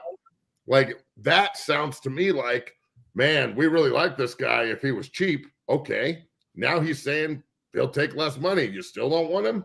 I think that the Broncos look like a bunch of idiots right now. Russell Wilson looks like an idiot all the time, pretty much. But the Broncos just look cheap, and they look like you can't be the richest franchise and then complain about money. It doesn't fucking work like that. That's not the way it works. If you're loaded and you consistently complain about money and you're still fucking super rich, you just sound smug. Yeah. All right, let's move on here the last couple minutes with you. Your good friend, my good friend, one of your alum, Eric Bieniemy, is moving on to UCLA, coming back home, SoCal guy, recruited Deshaun Foster. Deshaun Foster paid it back, hiring him. I'm sure he'll get a pretty good chunk of money. Being back home, was a great recruiter, had Adrian Peterson and Maurice Drew-Jones coming to UCLA. People don't realize that before some things happen. That's a whole nother discussion. Recruited Mercedes Lewis, obviously Drew Jones. Drew had a lot of guys at UCLA that he was responsible for when they were pretty damn good. A lot of guys at CU he was responsible for. A lot of guys at CU. I'm trying to figure out, number one, it's a 2-part question for you that Smitty and I already dove into, but why is he blackballed, from the NFL? Is the cat out the bag? Is he just not a great play caller? Are they seeing that it was Andy Reid, not him? Or is he being blackballed because he's being blackballed, if you get my drift? Now, number 2, how is he going to simulate at the college level when he's a personality that the fucking Washington Commander grown men bitched about? How is UCLA players not going to jump in the fucking portal like they're jumping out of a fucking airplane? I want to know how this all happened. So answer the question first, Matt. Why is he not an NFL at least coordinator at some other place, and Cliff Kingsbury is? And how is he not how's he go from not getting head coaching interviews to now not even getting OC interviews, I guess is the real question. Well, EB's not a yes man. EB isn't going to sit there and agree with you when it's wrong. And I think that so much of the NFL, why there's such a lack of accountability and why you see everybody hiring their friends instead of hiring people that actually want to like work and be part of the fucking change. EB's not going to play that shit. He's not doing it. Like if he sees something wrong, you're getting yelled at. He's really loud. He's aggressive. He's abrasive. Like he's pretty much everything I look for in a coach. He's everything I want, because if that's not the way you're going to push me, then I'm not going to get the best out of me. I don't want a friend. We'll be friends after I get a pension. We'll be fucking best friends. And look, EB is blackballed in the NFL because the NFL is a bunch of soft pussies, bro. Let's be real. Nobody wants to get coached. Everybody just wants to get their checks. Go ask Adrian Peterson if Eric Bieniemy was hard on him, and then how much it helped him become a top 5 running back in NFL history. Because he'll be the first one to tell you he was an immature kid when he got to the NFL and thought he could just run and do what he wants. And EB was his running back coach and ground his ass up every day until he maximized his potential. So I think EB gets blackballed because he's EB. Period. And I wouldn't tell him anything different at UCLA other than be nice, maybe, but even that's not even cool. Like what? Matt, let me ask you this though, like being devil's advocate. What? Be nice, maybe. Like I don't know. What has EB done in the NFL though that warrants him deserving either a head coaching job or a high level offensive coordinator job? Well, other than be part of multiple Super Bowl winning teams, be part of. I mean, a lot of the scout team guys are part of it. I mean, respectfully, but we know that we all know that Andy Reid was calling the plays. Like we all know that. Well, so okay, but Matt Nagy was part of Kansas City's good fortune, and he got a head coaching job in Chicago. He's not a better coach than EB. It's not even close. I hear you. So you want to know why? You want to know why, black guy? I hear you. I understand that, but there's a lot of black coaches right now. So like, there's a lot of black coaches right now that are got jobs and are doing a good job. I'm saying Eric Bieniemy, maybe he don't have a job just because he's black. Maybe that's what it is. Maybe I'm looking at his resume though. I just don't see it. I mean, the Washington Commanders were shitty last year. I think they were ranked like 24th or something like that in total offense. When he was with the Chiefs with the titled OC. He had the title, but we all know that Andy Reid called the plays. So I'm just saying, like, sometimes you got to take a step back to take a leap forward. And I don't know, maybe this is the opportunity. If he goes to UCLA, he kills it. They have a top offense for 2 years. Maybe he comes back to the NFL. But I'm just saying, we like remove all bias aside. I know he's friends with you guys on it. I'm sure he's a great dude. But I don't know if his resume from an actual play caller in the NFL, if he's done enough to warrant a high-level job, in my opinion. Okay, but there's guys getting high-level jobs and like offensive. Callahan got a fucking an offensive coordinator job and then got a head coach job this year. Callahan's never done shit. He hasn't been part of Super Bowl champions. And like, I thought that the Super Bowl champion was the place where you went to purge players and coaches and try and get your team better. Look, if he was a white dude, I don't think we'd be having this conversation, to be honest with you. And I don't like to just say it's because of race, but somebody else come up with another fucking option. Somebody else come up with something other than he's black and abrasive, and then let's say that that's not the reason. So what's the reason he's not getting hired? Because the performance. Like if the Commanders had a top 10 offense, if the Commanders had a top 10 offense last year, you still think he doesn't get an opportunity? No, he was doing that in Kansas City forever and still didn't get an opportunity. But there's guys being passed up. He wasn't though. That's the thing. It was Andy Reid. It was Andy Reid. But it may have been. But Andy Reid had Matt Nagy too. No one said it was fucking Andy Reid when Matt Nagy got hired, homie. So what? Come on, dog. Like everybody else that gets hired in Kansas City, no one else says, "Oh, it's just Andy Reid." The only person that has this built-in excuse is EB.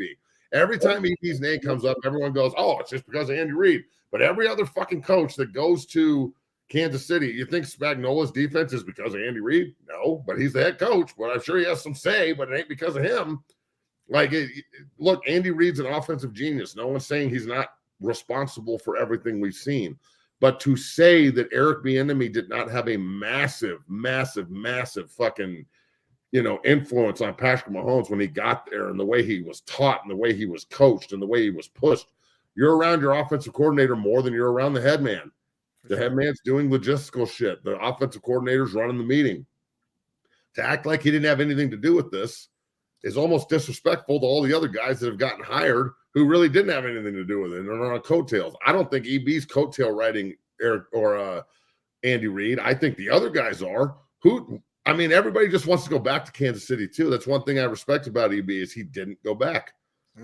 Matt, before you get out of here, I just think it's more than just black and angry. I think it's angry. It's just angry. Mike Vrabel, no job. Belichick, no job. Pete Carroll, no job. And EB, no job. There's a common denominator, and it ain't skin color. It's ass kicker, getting after it. Motherfuckers intimidating. Anybody that's vocal and on somebody's ass can't get a job in the NFL these days. It's unbelievable. The Is NFL, that not the trend? The NFL has turned into just such a slappy ass soft league, bro. Hey, I think it's everything, Matt, because the poll question today, I want to get your take as you leave today. Should court storming be banned? A Duke player got hurt when Wake Forest beat them and rushed to court. Is this next in football? I mean, this is the world we live in. I don't know if it's just football, Matt. I think it's a thing at every level, at every sport, every facet of life is becoming soft and watered down. And if they ban court marching to court and rushing to court, they're going to ban it on the football field as well. I love the goalpost being thrown in the fucking Potomac River. Yeah, I think that court storming and field storm, I love it. I think it's awesome. You're in college, go fucking ham. Isn't this guy from Duke supposed to be an athlete? You saw him coming, homie. You stepped into that shit. He stepped into that fastball. Hey, we actually said that. Yes, I think they'll probably bar it and make sure it doesn't happen anymore. But then again, let me just, this is like a little bit of a microcosm here. Hey, everybody in the stands, there's not enough security guards to stop you. You can storm the court whenever the fuck you want. In the stadium, there's not enough security guards to stop you, dog. There's one for every 1,000 of you. They can't stop you. Go storm the field. Like, this is kind of my microcosm to the entire country. There's not enough in the government to stop us. Everybody remember that. Hey, Matt, we'll see you Wednesday. We'll promo the Deion Sanders Coach Prime interview again that morning before, and we also have Matt's Monsters on Wednesday. We're going to break down Matt's favorite, whether it's college draft picks coming up, whether it's NFL guys to look ahead for, whether it's Joker and the Denver Nuggets and the NBA's Monsters. We got a lot to dive into with Big Matt. They beat down the Golden State Warriors last night, and Joker was told that Draymond is his best defender. He had a triple-double. Anyway, we're going to dive into that. Matt, I appreciate you. 0 to 60, 60 Academy, and 0 to 60 podcast. Make sure you follow it right after this show on YouTube Live. I'll see you Wednesday, Matt. Appreciate you. Appreciate you, boys. Have a good show. Peace. Smitty, we got Jeff Nadu jumping on here in a minute. We're going to talk about the Notorious Nadu's picks. That is the segment he's going to have. It's getting close to March Madness, and we got picks to be had, and I don't know how hard it would be as a gambler to pick March Madness teams, because I couldn't tell you one team right now, and that is what's sad. That's why I agree with Steve Kim. It is sad now in college landscape, period. Football, basketball, whatever. I wouldn't know what to do if I had to bet on my house on a Final Four pick. I couldn't even tell you who's good. I know Purdue good. They got that 7'7" monster, Zach Edey or whatever. They lost to Michigan, who's 8-19. Yeah, but ain't that the beauty of college basketball and March Madness, the tournament? Like, that's the beauty of it, not knowing really. It's like, you know. It used to be, but it's not that way no more. This is strictly mercenaries. We got guys that are playing on one team to start the year and another team to end the year, the same year. That shit, to me, is absolutely unbelievable. So, it's hard, man. I don't know. But listen, before we go on, we have a new segment on this Mondays and Fridays with everyone's fan favorite. He goes by the name of Jeff Nadu, big man on campus on Twitter. If you don't follow him, follow him. The True Crime Pod on TikTok and Instagram, go follow him there. He is a Lancaster, they pronounce it Lancaster, Pennsylvania native. He's a gabagool. He's in tune with the mob. He does a lot of insightful information. He's got Sammy the Bull talking about him on social media. He's a horse-winning bettor, won 23 grand running around his house. He hates the 76ers, and we love him. Our main man, Jeff Nadu. What up, guys? How are you? What up, Jeff? We got a new segment for you. And Bailey, pop it up, man.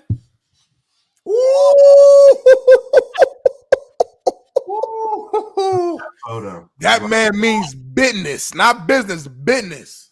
Hey, whose photo is that, Smitty? Don't tell him, Jeff. Whose body is he on? Come on, that's legendary right there, man. Come on now, Scarface. Wrong. Who's the actor? That's wrong. Don't try to dive in deep. Don't try to dive deeper into He it. said, who's the actor? Whose the body he's on? Yeah, that's That's not Scarface. That's not Scarface. Who is the That's not Godfather? Scarface. Who's the actor? Bro, that's Scarface, bro. I don't think. That's You know Al that's Pacino. That's Michael Corleone, I believe. See, That's Al Pacino, the Godfather, Al Pacino, and Michael Corleone. Who's the actual picture? Don't give me the fool. Who's in that picture? That's Michael Corleone, Al Pacino. Al Pacino. Not the actor, right? Just the wrong film. Whoo. I don't think Smitty's ready for this. Like damn. I thought I had He tried to get me off guard. That's what he tried to do. Hey, Jeff, we got all these new segments. We got all this new shit. How hard is it to jump right into it? How hard is it to bet college basketball right now in your world? Listen, it's a roller coaster, man. I mean, some weeks it's easy, some weeks it's very difficult. But like last week, I had an all right week. There are again, high end, low end. Let me ask you though, yes or no? The hardest you've ever been a part of? It's definitely a tougher year for sure. I mean, but college sports is a lot tougher now. All these teams are a lot like so college basketball is 362 teams, and a lot of teams are better now because some of them are getting players maybe they never were able to get before. So I think parity's a lot more kind of out there in college basketball, and there's like 20 good teams instead of like 3 or 4 really good teams. So it's a lot tougher. I'm on the other side of it. Smitty and I argue it all the time. I think it's more watered down. That's why there's 20 teams. But let me ask you this, though. The rankings came out a few minutes ago. And it's interesting. I'm looking at them now. Let's see the standings. Have you seen who they're putting up there? Yeah, so like the top teams are going to be, in no particular order: Purdue, UConn, Houston. Listen, I would say those are the 3 best teams, and then there's everybody else. Arizona came in at 4, Tennessee 5, Iowa State, who could many argue is a dark horse Final Four team at 6, Marquette, followed by Duke, Kansas, North Carolina, Baylor, Illinois to round out the top 12. I want to ask you, Arizona's floating around in this 4 seed because I think people are like, okay, we know they're really good, but they went up 1 spot. They were 5th. They went up to 1. They lost to Oregon State and Washington State. Can you give any elaboration on those 2 teams? Because from a buddy of mine told me that Washington State is a real contender and a sleeper to watch for. Right. They actually lost to Washington State twice. They just lost them the other night in McKale Center as well. Remember, I mean, you don't go into that building and win at Arizona. That's a tough place to go play. No, they're really good. I actually bet them last week to go to the Final Four. I think they're a real kind of random team you can grab, 50, 60 to 1 to just go to the Final Four. Really well coached. I think, and this is the gulf between Houston, UConn, and Purdue. Arizona is not the 4th best team in the country. That's crazy. This is a team that very much struggles defensively. Look, I definitely will tell you, look, when they're on, they play really fast. Caleb Love's terrific, but they're not a particularly deep team. And I look for teams late in the season when you get into the tournament.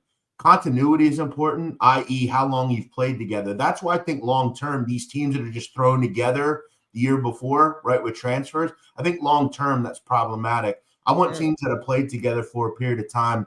I'm just not a fan of them defensively. The way they play is not conducive to defending. But, look, this tournament's all about guard play, and they have a really good one in Caleb Love. Do I think they're the fourth best team? No, not personally. I think there are better teams than them in the Big 12 and groups like that. The Pac-12 is bad this year. It's a really bad conference. And you might have made it clear. I mean, Washington State might be the second best team in the conference. That shows you where this conference is. Oregon is down. Colorado is down. UCLA is down. Horrible. UCLA lost the other night in a game they had to have against Southern Cal, which that's a rough loss. So it's a bad conference, the Pac-12 this year. Joe Accord wants to know, Jeff, what teams are the worst this season against the spread that stand out? Any teams in the top 25 that are the worst against the spread if we're bettors? Well, that's where you want to be looking. The teams in the top 25, no. There are teams on the fringe. So, like, a lot of people like Texas. Texas is one of the worst against the spread teams in the country. The worst against the spread team in the country is Pacific. They're 6-22. If you bet against them, you've made a lot of money. Detroit Mercy, they're one of the worst teams. They only have one win. Michigan, they're one of the worst teams in the country against the spread, 8-20. Though I believe they did cover yesterday against Purdue. Let me ask you this: Tennessee, number 5 right now. They moved up 3 spots. You take them over in Arizona? Yes, because of the quality of competition they played. I also look at defensively. Tennessee, over the years, guys, Tennessee is a team that are always really good defensively. Obviously, they play great defense. And they're well coached, but a lot of the time their offensive deficiencies catch up to them. This year, that's different. They're much better on the offensive end. Dalton Knecht is, in my opinion, I think he's the top 3 player in America. Dalton Knecht is a transfer from Northern Colorado. The guy's putting up, seemingly every game 30 points. They have the offensive caliber that you need to have this time around. And I think coupling that with how good they are defensively, I think Tennessee personally is better than Arizona. That's just really my opinion. But again, they play in the SEC. The other team plays in the Pac-12. Let me ask you real quick before Smitty dives in. The Blue Bloods that are still floating around, Kansas, Duke, North Carolina, they're still in the mix here. But KU just lost, I believe, Kevin McCullough or whatever his name is, maybe for the season. Does that hurt KU's possibilities moving forward? And what happened to Gonzaga in a horrible conference out here in the West Coast? St. Mary's finds themselves in the top 20 and Gonzaga nowhere to be found. What's happened there with Coach Pugh? Well, I'll first address Kansas. Yeah, it's bad for them. Look, McCullough is one of their best players. It also doesn't help that they have one of the weakest benches in the country. They just don't have many guys. They go about 7 deep. They're just not very deep. And to take a player like that away really hurts. Plus, you got to then get into your depth where you don't want those players in late in the season. As far as few, listen, this isn't a vintage Gonzaga team, but I'll tell you right now, they've only lost once since January 18th, and that was to St. Mary's, who they're going to get again. I think when the rubber meets the road, look, I'm not going to overlook one game in conference. The only game that means something, guys, is when they get to the West Coast Conference Tournament in Las Vegas. As long as they win that game, it's all right. They'll be in the NCAA tournament, and I'll tell you right now, gambling is always about foreshadowing and understanding what's going to happen next, particularly in the futures market, like who's going to win the whole thing. Gonzaga's odds are way too high. They're too good a team to be as low as they are.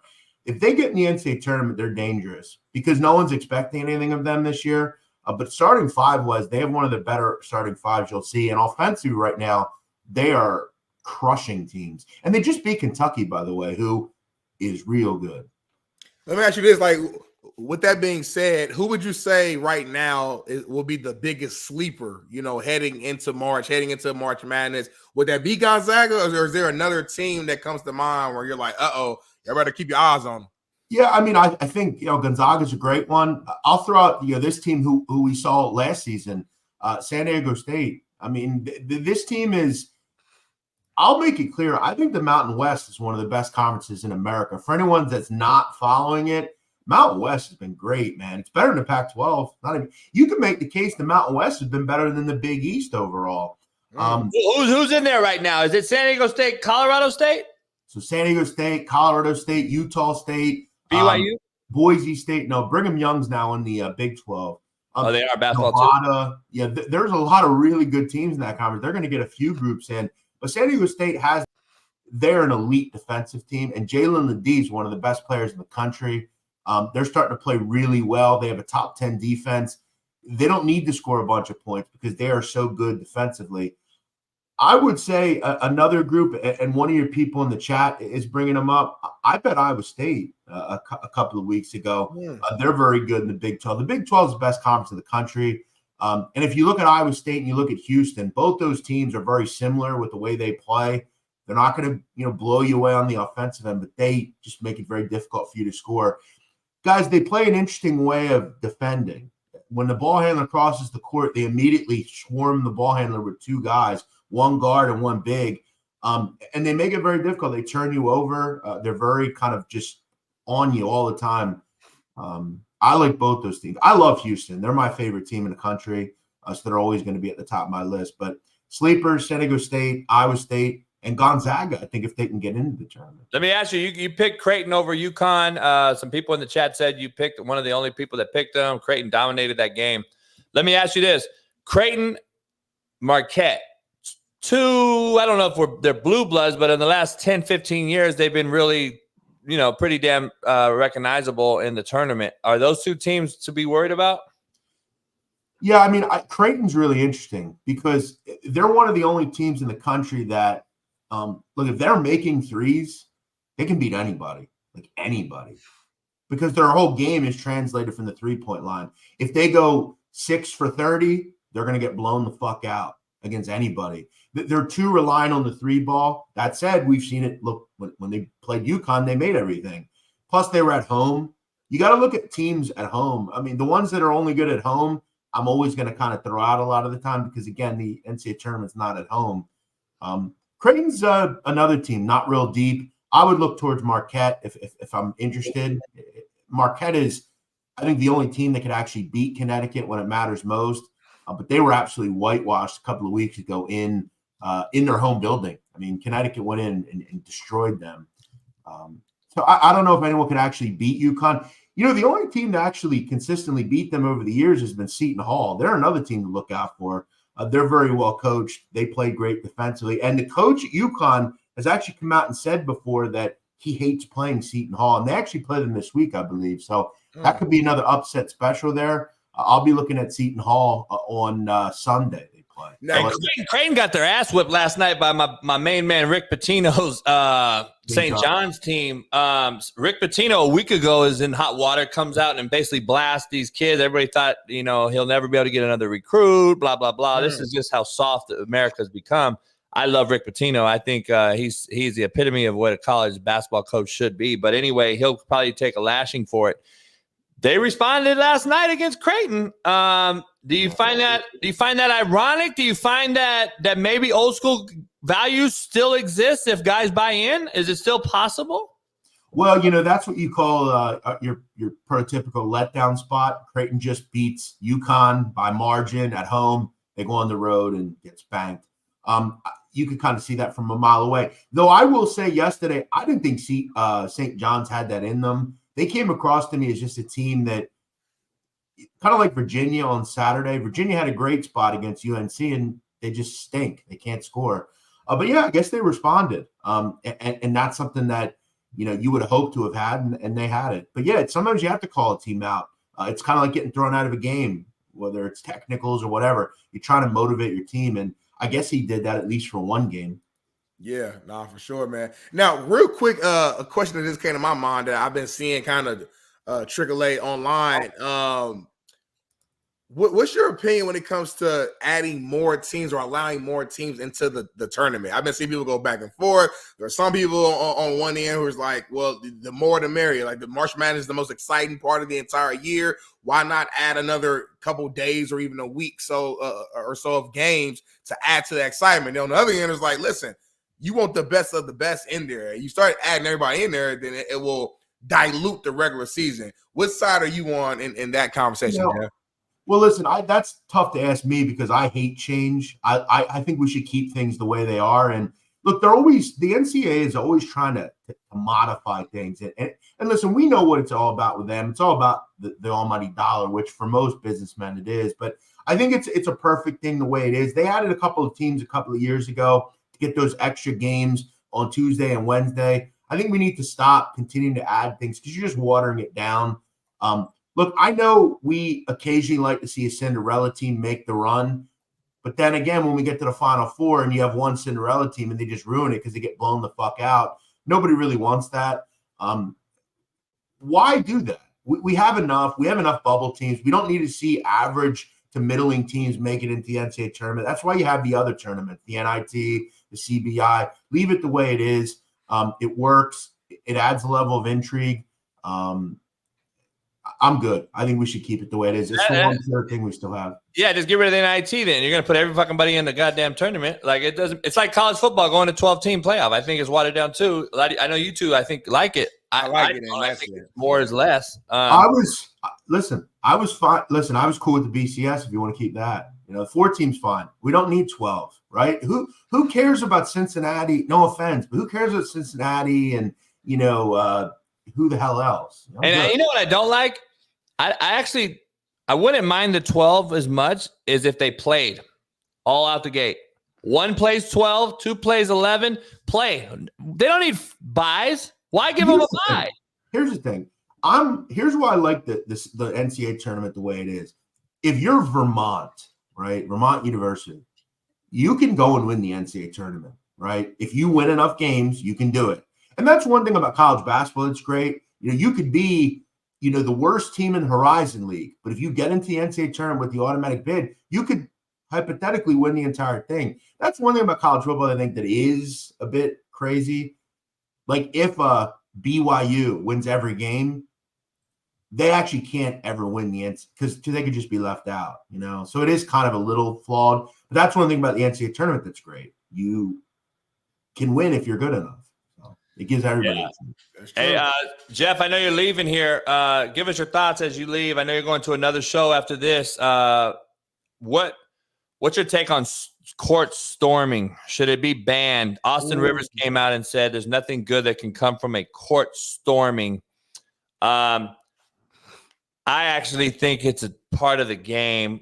Next, they'll be getting rid of it in the football field and taking down the goalposts. I think this is part of history. I think this is what makes college sports unique and great. Wake Forest beating Duke. Why those guys don't deserve to do it? I thought the Duke player looked like a spaz and should have fucking avoided that at all costs. He hurt himself, in my opinion. The court storming's been happening for 100 years, Jeff, and we've never had an issue. Why all of a sudden? I've seen guys get trampled and no one talked about it. Now all of a sudden a Duke player gets hurt. I'll tell you why. Because it's Duke. It's Duke. That's why. There you go. I said it on Saturday. Probably tomorrow, it will become a federal offense if you storm the court due to the fact that happened to Duke. This is what it is. Do I think it should be banned? Look, I think storming the court is watered down now. You'll see a ranked team beat another ranked team as a favorite, and they'll storm the court. It's super lame, I think, in certain situations. I will say, though, if an unranked team beats a ranked team, I get it fully. It is, though, dangerous. I mean, we've seen over the years, and this is in other countries of storming fields and stuff, and it can get real crazy.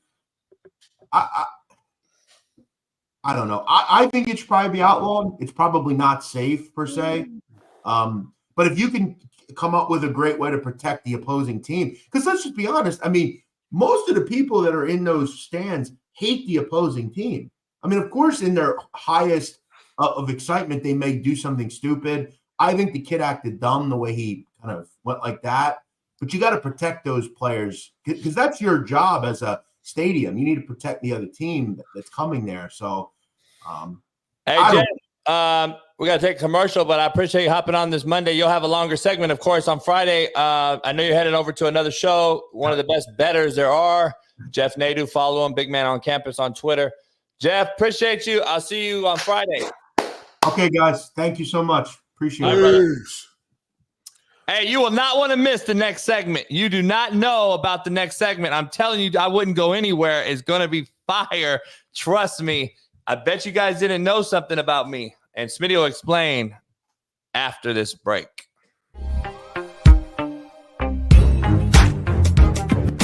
Here, this is the infamous one of the palm trees at Ash 8. Can't fucking believe you. See this fucking belt? You see him? Who just eats a whole fucking palm tree, man? You guys are fucking shitting me. Just fucking unearthed the motherfucker. Ate the whole fucking thing. Like, who eats a whole fucking palm tree? Like, you fucking shitting me? Are you fucking shitting me? No shit. Now, who did it? I'm gonna look at the fucking camera. Who fucking did it? Sit down. Sit down. Sit. Sit down. Now, do we understand each other? Excuse me. There is no more fucking up palm trees. I'm tired of spending all this money, and now I've created a whole fucking barricade for you. So I don't want to have to dig this bitch out. I'm fucking dead. I'm old. My back hurts. I'm fucking stiff as a porn dick. Come here. Sit down. Sit down. Boy, if you don't sit your ass down. Now, you come over here with me. Come on. Here's what I had to do to fucking stop you. And I got a better, beautiful, bigger tree. So now, we are shitting in tall grass. Replanted it, bitch. Soiled it up. Put a little trellis in here. Put a bunch of fucking stones, look like Stonehenge around this bitch. And now, Ash, are you gonna fucking try to dig this bitch out? Are you gonna do this? Are you gonna do this again? So I had to. Ash, remember this? Remember you ate this? Did you do this? He ate once. I put this little moat around it. And, just a sitting area. Come over here, we got the plastic basketball court and driving range. So if I ever want to pull out the big dog, that's our net. All we do is just slap down our driving range, you know. And bam, swing away. And that's where we swing into the net. Jimmy crack corn on this hoop. And here's my RV parking where I park the whips. Let's take you out and show you a few. Out these double gates, I'll show you a few cars. Come on out. So right here, of course, is the bad boy. The last year they made this Cadillac EXT, one of a kind. Can't find these anywhere. And then you come out here, you got the 650i. BMW, rag top, 500 to the rear, white interior, you know, can't beat it. This is my baby though, my truck. Full sound, custom sound system in both. Top notch, only as I do. And obviously, this is my crib. Oops.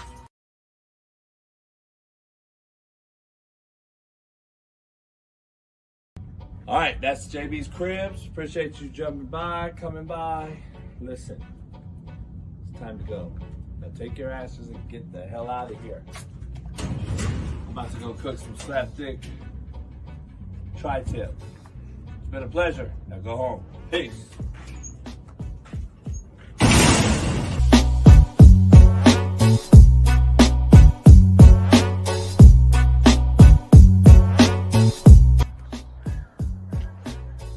Get to look down on the property. That'll do it. Real Coach JB's Cribs. Peace.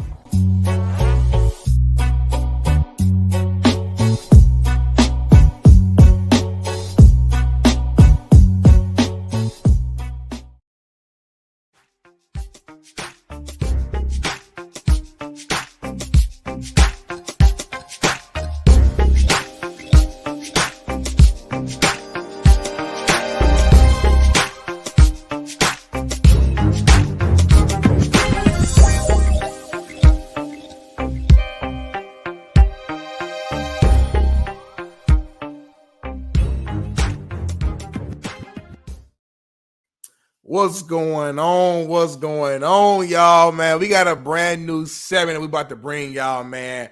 Something that I learned recently that I don't know if even anyone in the chat knows this, because JB has never really revealed this to anybody. So this is honestly breaking news right here live on the Coach JB show on this Monday. For those of you who didn't know, Coach JB has a twin brother named Brown. You just saw his picture right there. And these two are very, very similar, but yet they're also different a little bit when it comes to personalities, man. And, man, this is going to be a brand new segment where Coach JB's twin brother is going to join us every so often, you know, each week, and kind of just give us some of his hard truths about life, sports, relationships, entertainment, whatever's on his mind. He's going to keep it real and give us his hard truths. I'll always lead off with a few questions of my own, but we also need the chat to throw in your own questions as well, and we'll be sure to throw them on the screen and have Brown answer them. So without further ado, man, I think it's time for the first time ever in the Coach JB show with Big Smitty show history to bring on Coach JB's twin brother, Brown. Bring him onto the show, man, right now. How you doing, Brown, man? It's a pleasure and honor to meet you. How you feeling right now? Yo.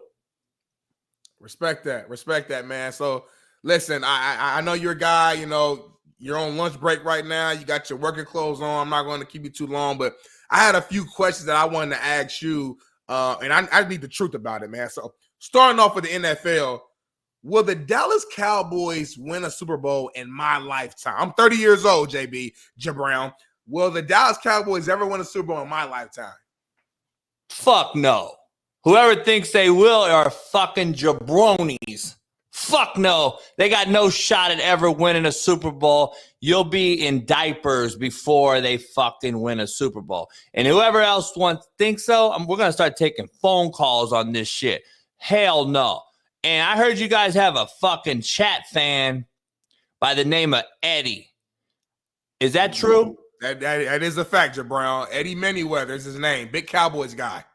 Where the fuck is that guy? I'm not seeing him in the chat right now. Eddie, if you're here, please jump in. Brown wants to meet you. So please jump in if you're here, Eddie. I don't know, man. But it sounds like your Cowboys will not be winning anytime soon. But I got another question for you, Brown. Moving to NBA court. Is LeBron James really the GOAT? The GOAT to what? Lambs? Fuck no. He's fucking atrocious. He's the most overrated. I would say he's in the top 5 or 10 most overrated athletes ever of all time. I think Kyrie Irving saved him. I think a guy named Ray Allen saved him. I think a guy named Steph Curry owns him. And I think he has to have a super team everywhere he goes to even be considered for a title. I think he's the most overrated, overhyped, stiff hooper of all time for sure. Fuck no. He ain't nowhere near it. All right, Brown. He bringing the hard truths right now. I got 2 more questions on my side, and I need the chat to throw in their questions. So moving to college football, will Coach Deion Sanders lead the Colorado Buffs to double-digit wins this season? Fuck no. It's a fucking mockery over there. They fucking just film you on YouTube. They play video games. They fucking buy their daddy a house. They fucking walk down fucking runways like some absolute fucking fuckboys. Fuck no. They're not winning more than fucking 6 games. No way. It's fucking a wrap. Rap City. It's done. Colorado's moved to even a worse conference. And now we're going to see, can this dude coach? Can this dude prime coach? I say fuck no. All right, man. You heard it here first, man. So listen, my last question, this is outside of sport. This is about real life conversation, real life debate. Can a man still love his woman even if he cheats on her? Let me know, Jabrown. The chat want to know that. Fuck no. You can't love nobody that's been deflowered by another motherfucking pole. Oh. Hell no. Hold on real quick. I don't think you understood the question all the way. I'm saying if the man is the one cheating on his woman on the regular, can that man still technically love his woman and just be sleeping around with other girls because that's what he wants to do? Is that possible? Or is the two things tied together? Like, if the man is cheating on his woman, does that automatically mean he doesn't love that woman?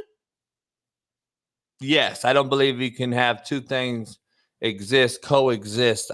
You say two things can be true from me watching the show with you and JB. I don't think this is one of them. You can't have two things be true. I don't love you then. I don't love you then. Marriage is supposed to be the unconditional love of two grown folks that went up on an altar and agreed to do the things that you're married, right? That you did. So how can I go out, run up in some new pussy, and then come back and lay next to my wife and unconditionally love her? There is no such thing. It would be half-ass love. It would be fake. It'd be illegitimate. It would be disgenuine. There's no way. I don't see it. If you do that, why are you married? I don't get it. That just really doesn't make sense. Don't get married then. Like me, Jabron. That's weird. That's real, man. Okay, we got time for a few questions from the chat, man. Harold, but throw them in there because I know my man got to go back to work here soon. We got a question here from Josh, football question here. Will the Chargers have a big turnaround year one and be Super Bowl contenders under Jim Harbaugh? Fuck yeah. They will have a big turnaround. Super Bowl contenders, I don't know if Justin Herbert's ready to take that step. But turnaround, yes. I think the Chargers are a real deal contender, and I believe they do go to the playoffs. I think the AFC West is finally going to test Patrick Mahomes, and it's going to finally show that he's got to go through a gauntlet division for once in his 6-year career to get to those playoffs. We saw him on the road this year. He dominated. The Chiefs won another one. Can't say nothing about them. But let's see him in a better AFC West, a division where he doesn't get 2 automatic wins versus the Raiders, even though they lost one this year at the end of the year. 2 automatic wins versus the Chargers, a split or 2 against Denver. Now they're going to have to go against a better Denver team, a better Charger team, and a better Raider team. This is going to be the gauntlet of all divisions, in my opinion, and it starts with Harbaugh taking that job. All right, man. We got another one right here, man. First of all, is your name pronounced Jabrown or Jabron? I want to make sure I'm saying your name properly. I don't want to disrespect you. It's Jabrown. It's Jabrown. Okay, so beyond the badge, does Jabrown love a good AE like his twin brother? Yeah, we grew up on AEs. That's what we do. Okay. Grew up on AE. So there's your answer for there. And then let me try to find. Okay, I'm gonna try to find 2 quick ones. 2 more. We're gonna move on, y'all. 2 more. Okay, we got John Tenderington. I can't even say your name. Will the Lions make it back to the NFC Championship? Fuck no. The Lions are a joke. That's what they are. They're Detroit's worst thing. They're worse than the fucking automobile industry and the water in Detroit. They're fucking shitty. They are a figment of everyone's imagination. For everybody in the chat that's a Lion fan, just get off the bandwagon. It was a one-hit wonder. This is who they are. They'll be back to shit next year. All right, man. Last but not least, TJ Too Nasty. Jabrown, what's your thoughts on your twin brother, Coach JB?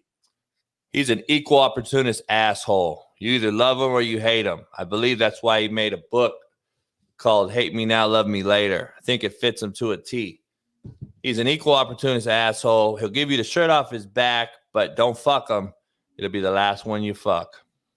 All right, man. Well, Brown, man, it's an honor to have you on here and allowing the show to meet you and getting you introduced to the show. We're looking forward to just having you on more often and just giving us those hard truths about life. Go ahead and go back to work, man. I know you on the grind. See you bouncing to your own beat right now. And, hey, Bailey, I think it's time to move on to one of our most popular segments on the show. Hell yeah or hell no, man. Listen, Hell Yeah, Hell No is brought to you by Prize Picks. Make sure you download the app right now. We had Jeff Nadu on going over all the picks, so make sure you go on there for your college basketball picks, NBA season right now, man, and everything in between. Go to Prize Picks and make your picks right now. And guys, don't forget, Pat McAfee gave us a shout out of Hell Yeah, Hell No on his show. So you know this is the realest show on planet Earth. And you know, this is the realest segment on planet Earth as well. So we're going to have Hell Yeah, Hell No here daily. Let's bring Coach JB back on as well. JB, man, did you have a long enough break? I mean, golly, we just came off 2 weeks off. You taking 10-minute breaks? I was out watering the grass, cleaning up dog shit. All right, man. Well, it's time for Hell Yeah, Hell No. You got to meet my twin? Your twin, bro. The chat loved him, man. You know, he's very similar personality, but a little different. He's real straight to the point. He's matter of fact. No bullshit. Yeah, he don't bullshit. Yeah. He gets straight to it. Nobody knows who he is. Nobody knows him. He didn't know I had a twin. Yeah, man. It's breaking news, man. I know the internet's going to go crazy when they see that, though. But anyway, man, let me just dive into Hell Yeah or Hell No, man. Like you said, brought to you by Prize Picks. And I know we got a long list here lined up. Let's start with number one. Hell Yeah, Hell No, JB. The Vikings will trade Justin Jefferson.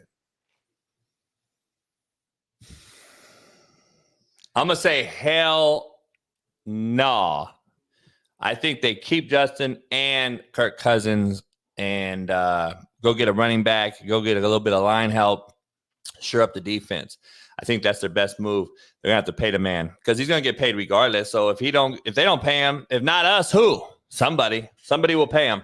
So I think they keep him. Hell no. This is tough, man. I'm going to say hell no. Justin Jefferson is great. I don't think he's great enough to win them a Super Bowl just because of the position that he plays. They have to figure out the quarterback position. I don't think Kirk is going to stay there. Kirk is a free agent. He can go wherever he wants to go. So it's kind of just a matter of like whatever he decides to do. I don't know if Kirk wants to stay in the same place, you know, expect a different result. I don't know, but I'm going to say hell no. Justin Jefferson's so good. He sells tickets. I think they'll go ahead and keep him, man. Moving on, man. Another hell yeah or hell no. The Golden State Warriors are still title contenders. Hell no. No way, close shape, form are they close. No. Draymond Green is a cancer in my opinion. I actually like him at times, and then I'm like, fuck, he does too many bitch-made things for me. Like, I just can't grasp the concept of what he does. I guess maybe it's because he goes on podcast right after, and then he's back to like his professional self. Like I look at him, I'm like, hold on. He's on TNT calling the All-Star game with Chuck. Him and Chuck have a few back and forth words, having fun and shit. I just saw the clips of it. Yeah. And then he's on there with Shaq and them. And then those same people are talking about him. Kenny Smith came out and was like, you can't continue to say who you are, do what you do and say who you are, and completely different things. It's crazy to me. It's like the biggest like hypocrisy I've ever seen before in my life. I don't know how he has this TNT deal, but he goes on his own show and then talks about all the things he shouldn't have done. And then he goes out and does it again. It's unbelievable, dog. I think the Golden State Warriors lack size, even though you don't need size anymore like we all once used to need. I think they still need it in the fact that they're going to have to defend Towns and Herbert. What's his name? Gorbert. Rudy Gobert. Gobert and Towns are two trees in there, and they're the best team in the West right now. You got to defend those guys to beat those guys. I don't know how you can do that. You got the Joker, obviously. Joker. Oklahoma City is just going through, folks. I think they beat their 15 by 40, which is a record. I think they're done.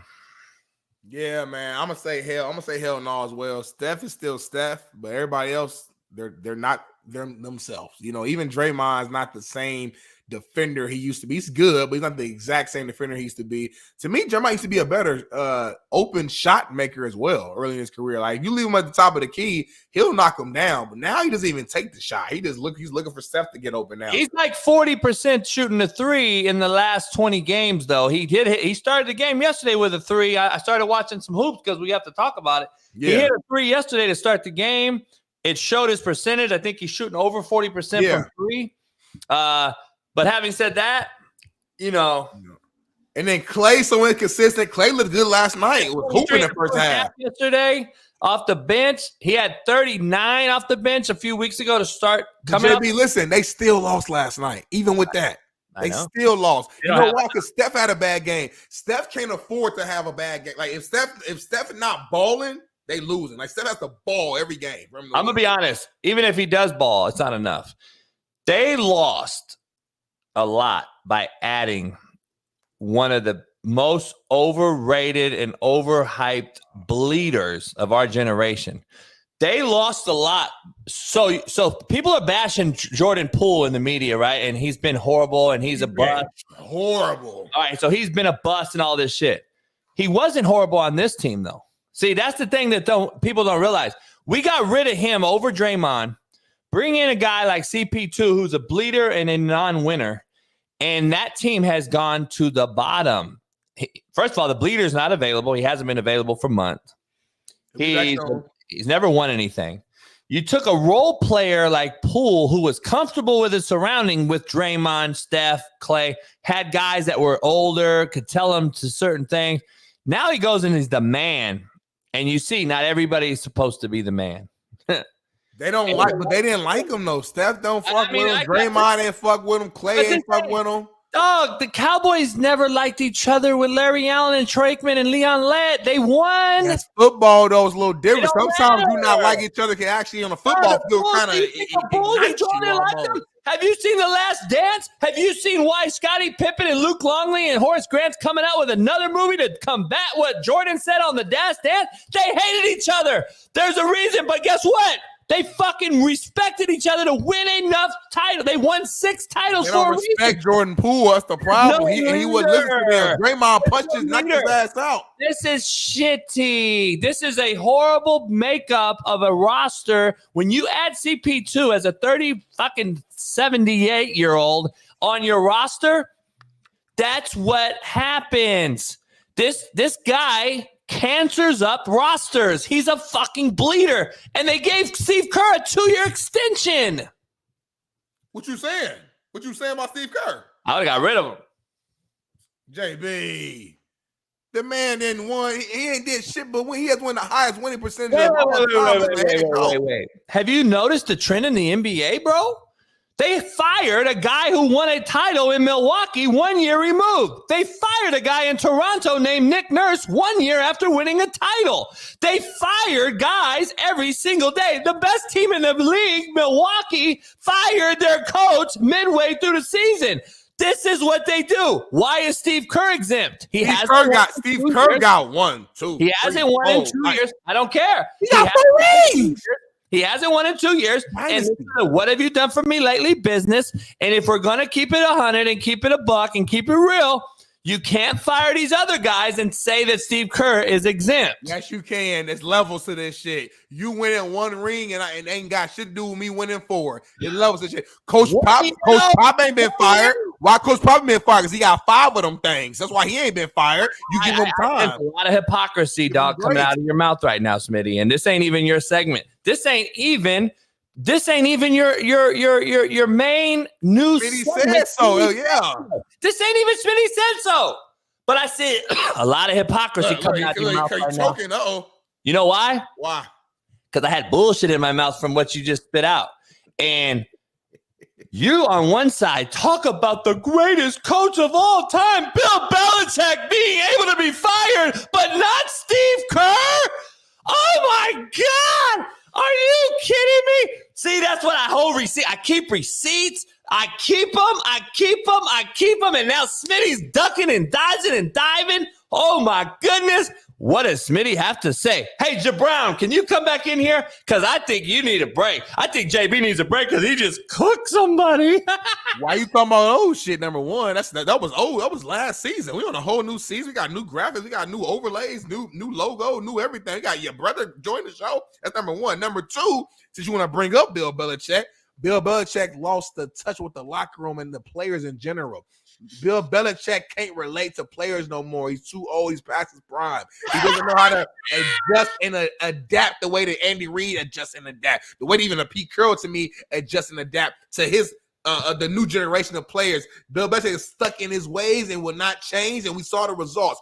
Mac Jones was a guy who was a lot better than what we see today. When he was with Saban and Bama, he was really good. Even his rookie year, he was really good because he was still had a little bit of that Saban and that Bama in him and that confidence.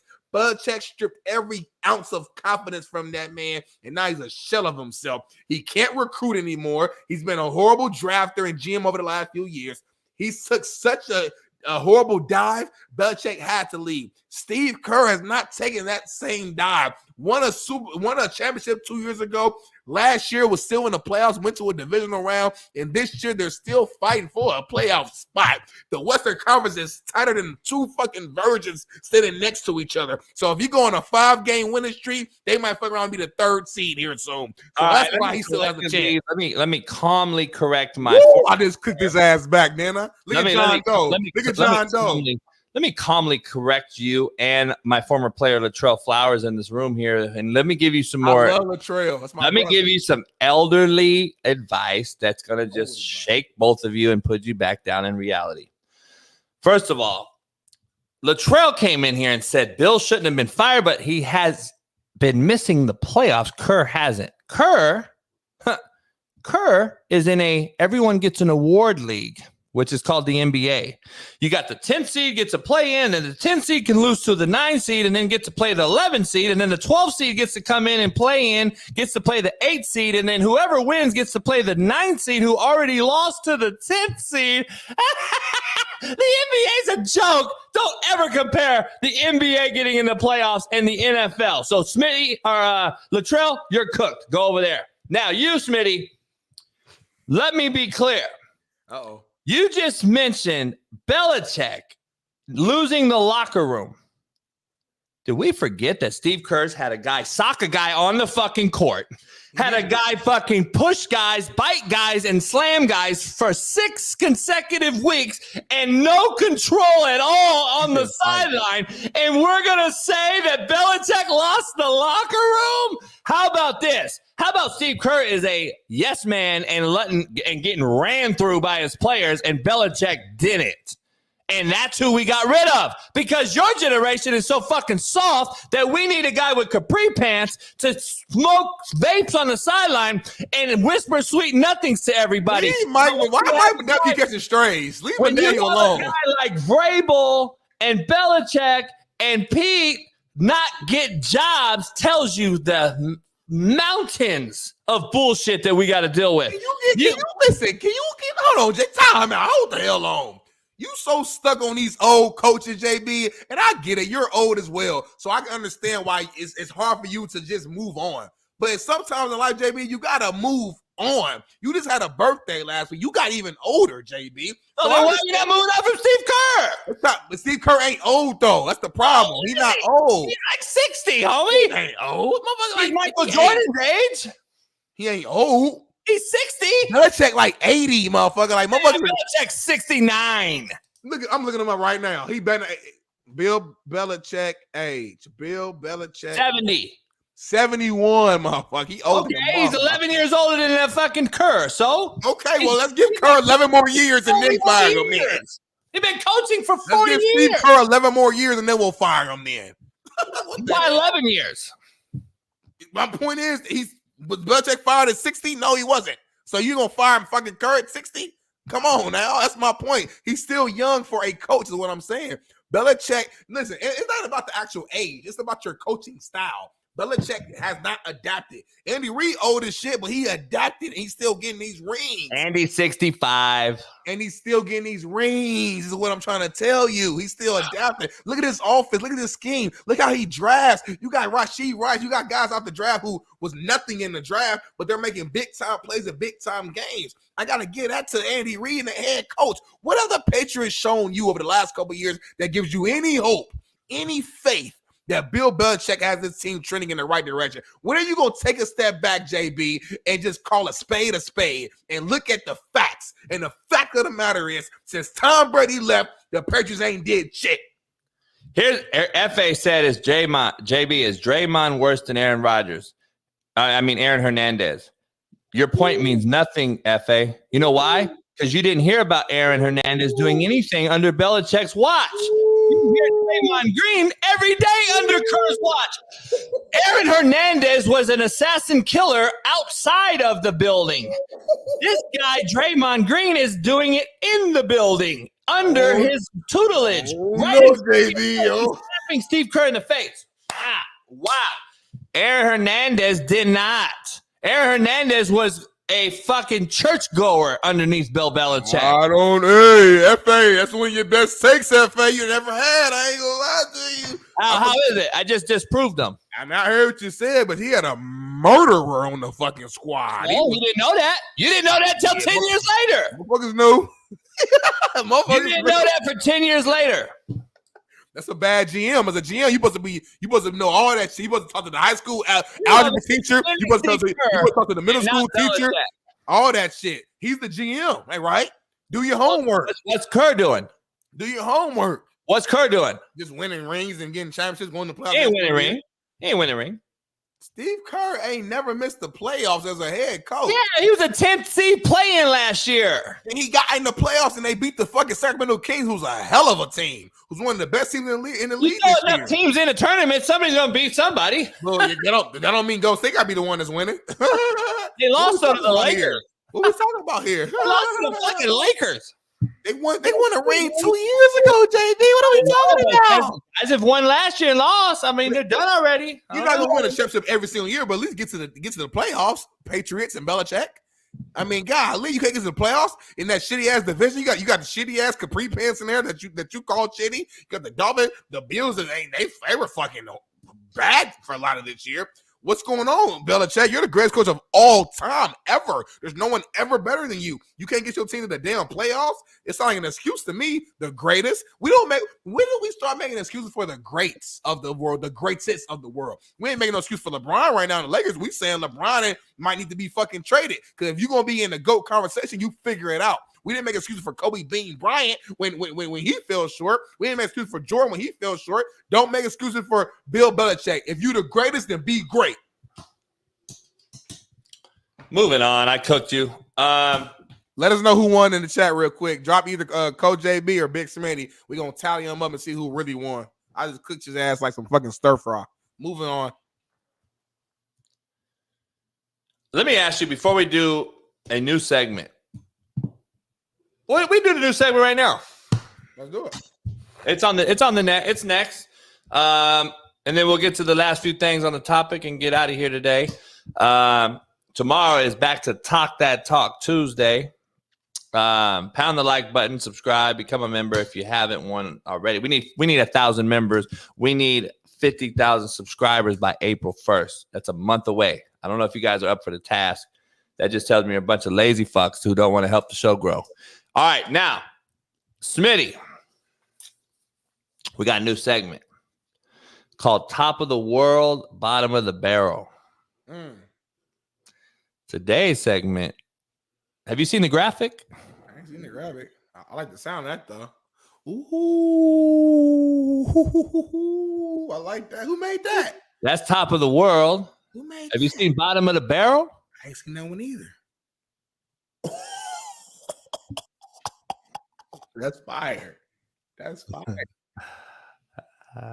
I made everything. I did everything. The show's I do everything. I run the show. I make the graphics. I do all the shit. Shout out to JB.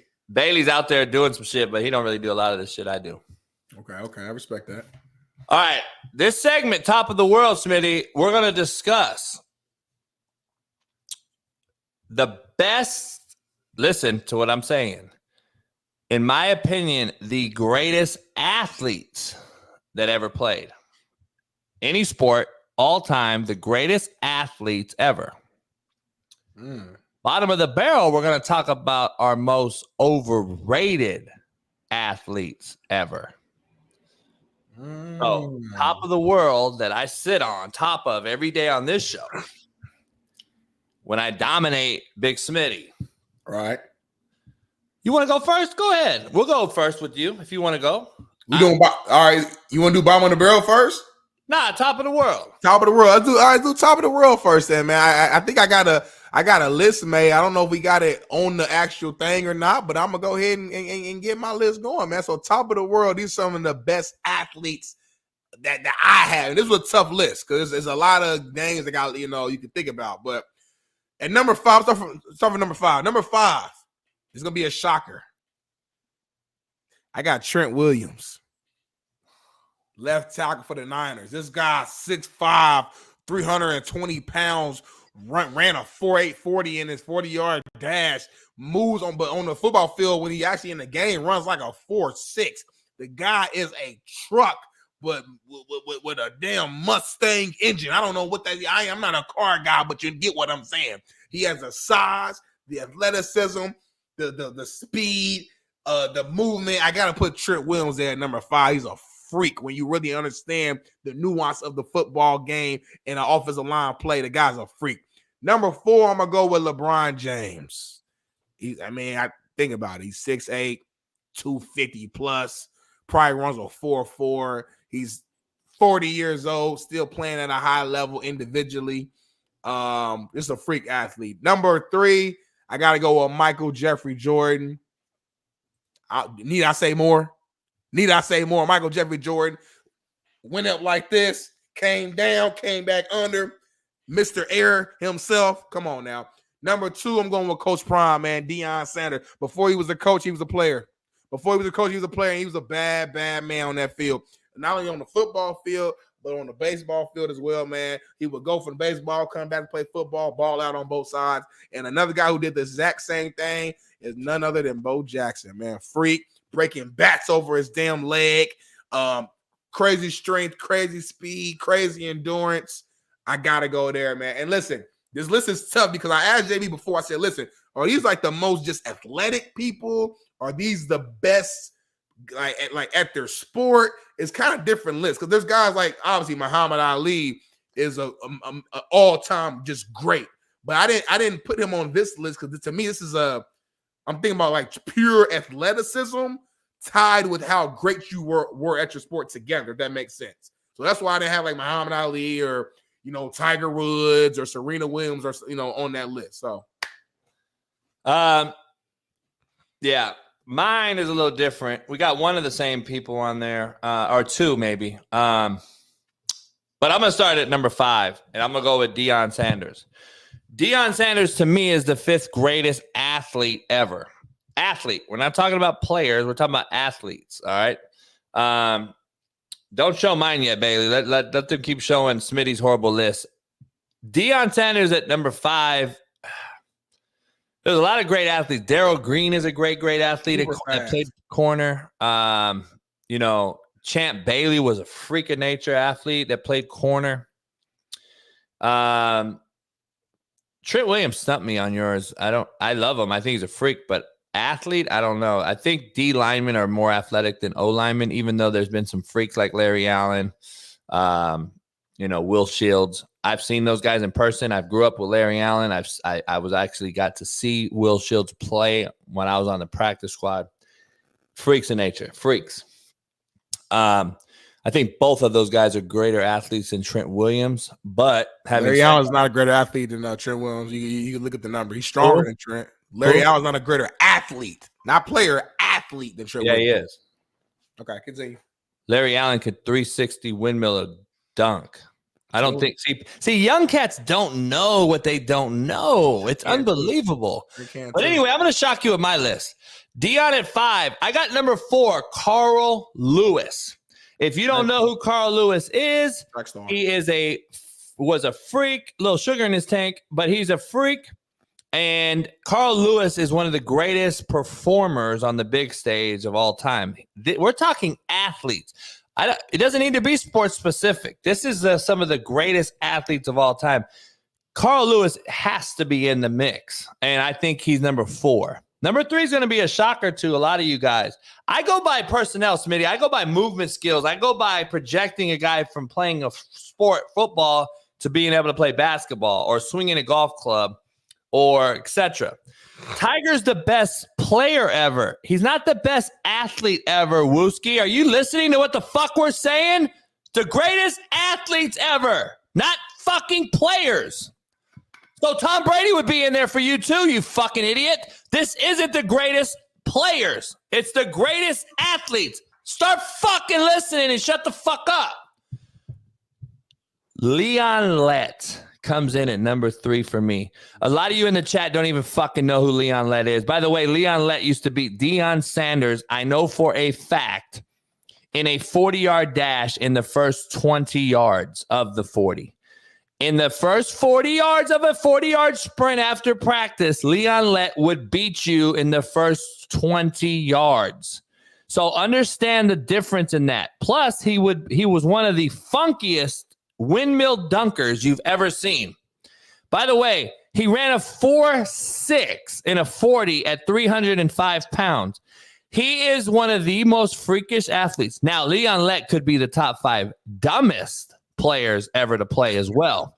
Damn. But I've coached a lot of dumb motherfuckers. And by the way, the dumbest players I've ever had are the most freakish talented players. And they sometimes never made the yard because they're so dumb. Leon Lett, if you notice, has 2 bloopers in the NFL history.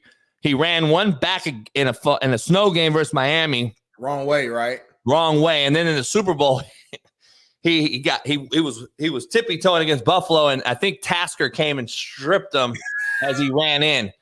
Very dumb. But you notice the plays he was making are unbelievable. Like, cats are like, holy shit, this guy's a freak. Well, Leon Lett's a freak in nature. I don't think we've ever seen a guy like that play D-line. Myles Garrett's a freak.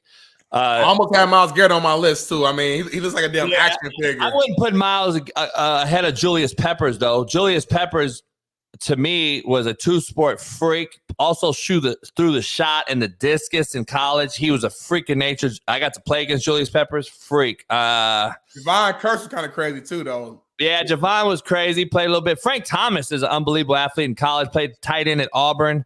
And then we know he's a legendary Hall of Fame baseball player. But I got Leon Lett. I thought about this well. And that's why I'm saying all these different names. Number 2, in my opinion, just the most affluent, came so natural to him. Kobe Bean Bryant is my 2 greatest athlete of all time. I just think it came so easy to him. I think the only guy comparable in the NBA history to Kobe Bryant is Tracy McGrady. As far as pure, smooth, easy athleticism that can do anything. See, when you talk about LeBron being left off my list, everybody's going to talk about LeBron not on my list. LeBron's a straight line runner. He is a stiff, straight line runner. If I was recruiting LeBron James out of high school, I would only know how to put him in one spot, and that would be DN. He could not play tight end for me because he was just a straight line guy. If you watch his high school film, again, he's a bow-legged, straight line 6'8" guy. He is a 1-foot jumper. He is not a guy that can move laterally. He's not, in my opinion, a top 5 athlete.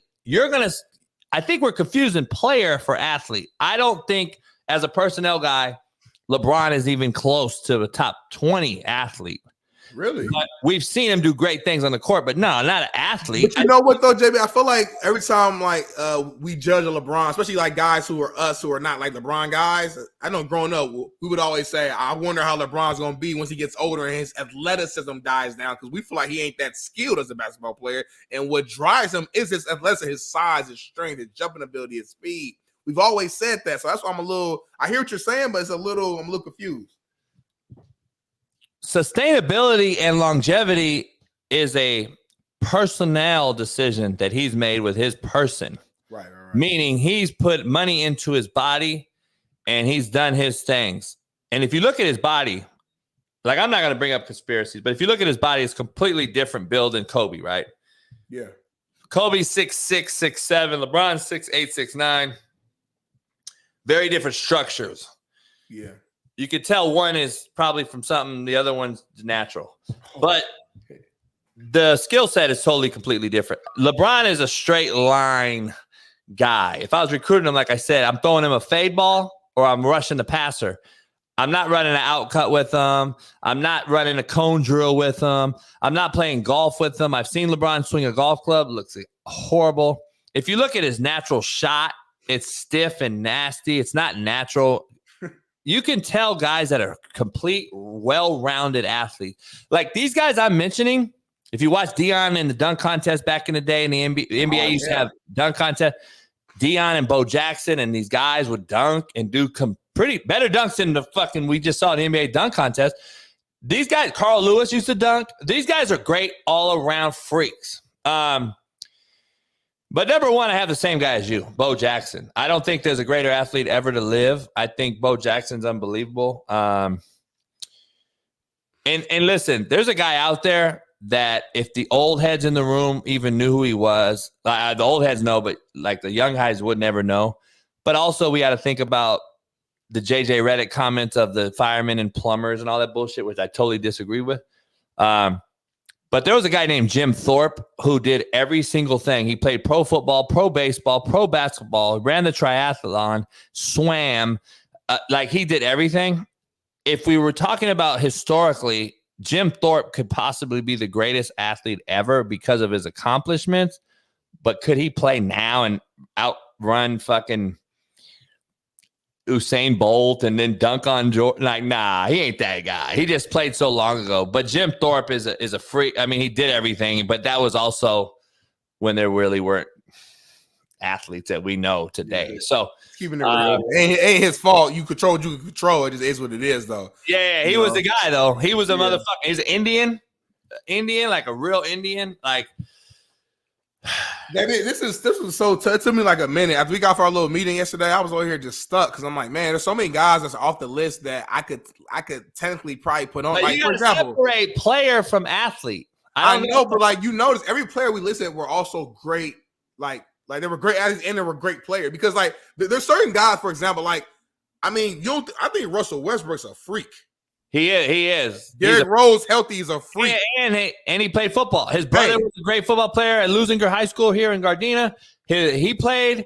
Vince Carter's a freak.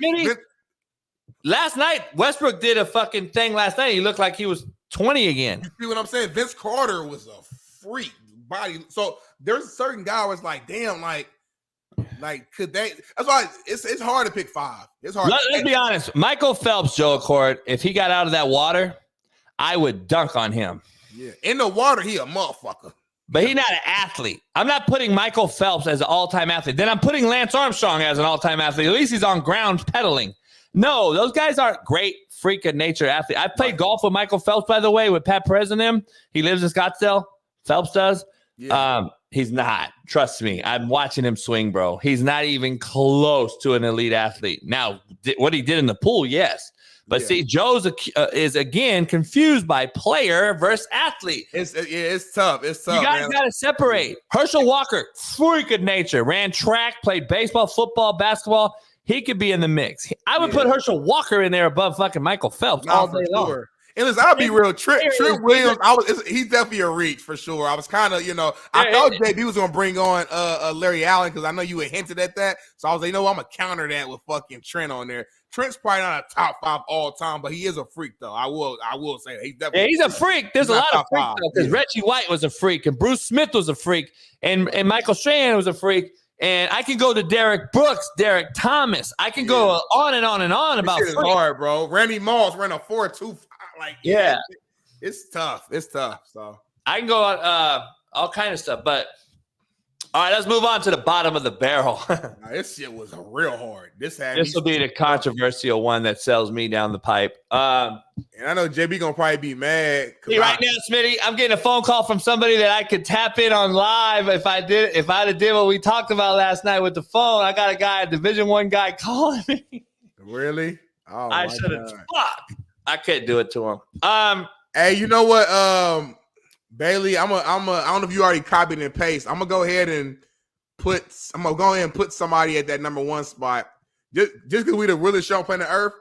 All night, man, I was trying to come up with the bottom of the barrel list, and I had 4. I could not come up with that number 1 player, but I'm gonna put the person on there that's been on my mind. So let me start at number 5, man. Number 5, most overrated players, man, of all time. I'm a little biased because like I'm younger. I'm gonna speak on my generation as well. But number 5, I got Dak Prescott. I know you Cowboys fans ain't gonna like that, but to me, Dak Prescott is overrated. Not that he's a bad player; he's a good player. But we talk about him as if he's Aaron Rodgers-esque, Brady-esque, like, and the man ain't been to a damn NFC Championship game. He has a good regular season, and that's it. That's where it ends at. So all you Cowboys fans and Cowboys hopefuls, I'm sorry, but I got Dak Prescott on my all-time most overrated list, and I feel good about that. Number 4, another quarterback. I gotta interrupt you. People in the chat don't understand when we're talking about overrated. Overrated means you have to have played a long time or have some longevity or be a somebody. Yeah, Jamarcus never did anything. Yeah, Jamarcus is a bust as far as the draft. He ain't a bust all-time player. He never fucking played. He ain't even play. You guys aren't listening, dog.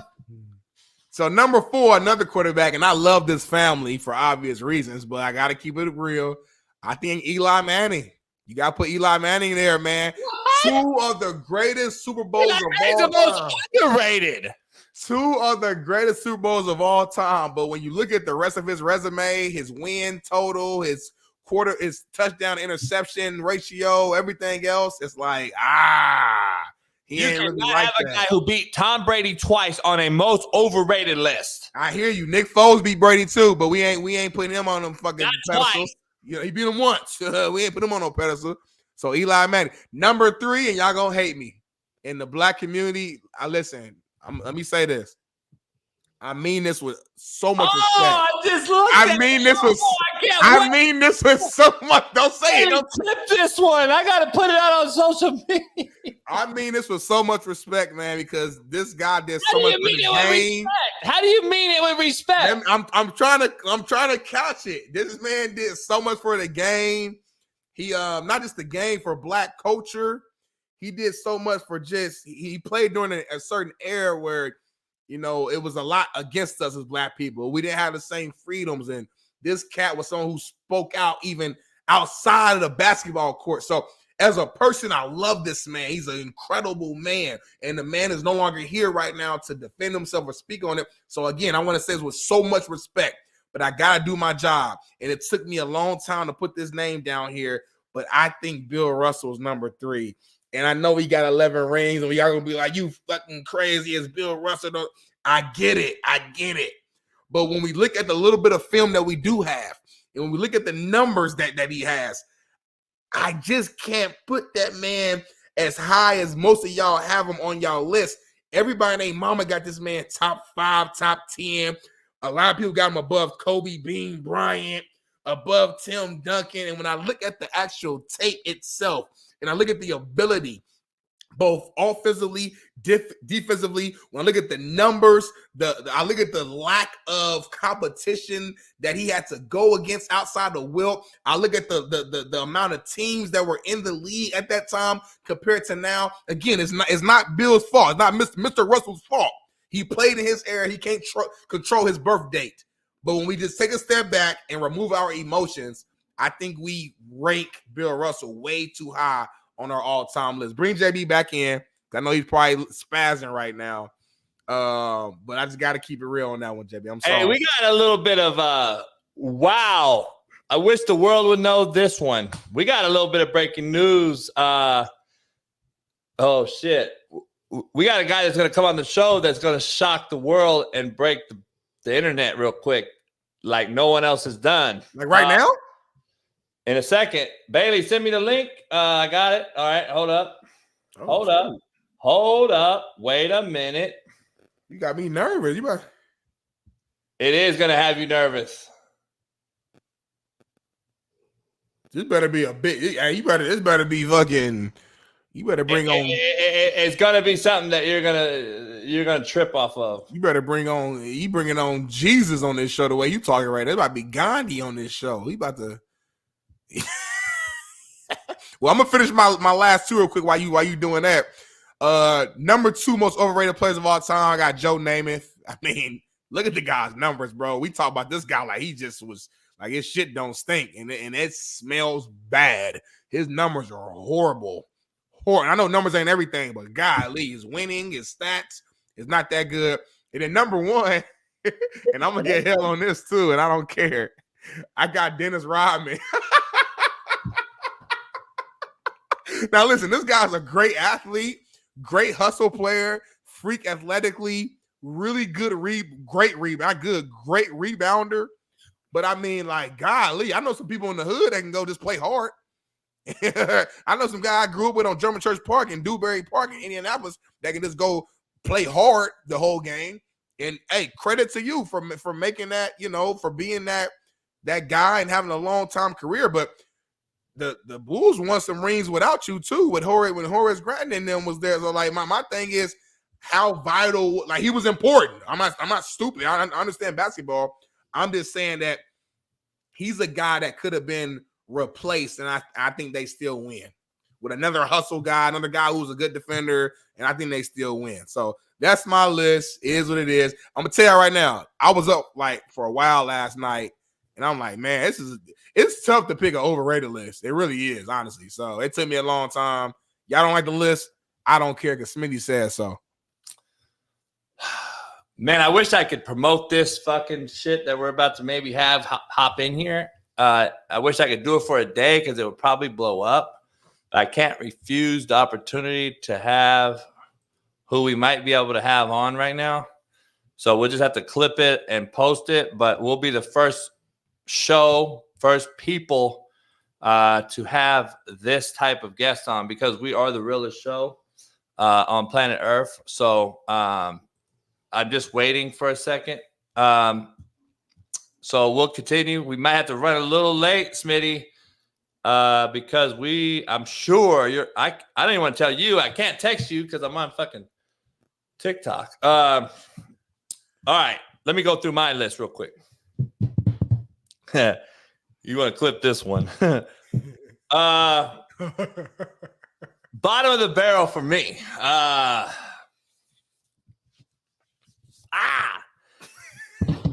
All right, number 5. This guy won 1 title and really didn't play very well in that particular Super Bowl. He's a guy that we can argue is one of the worst famous people of all time, and I still don't get the hype. I've watched him. I broke him down.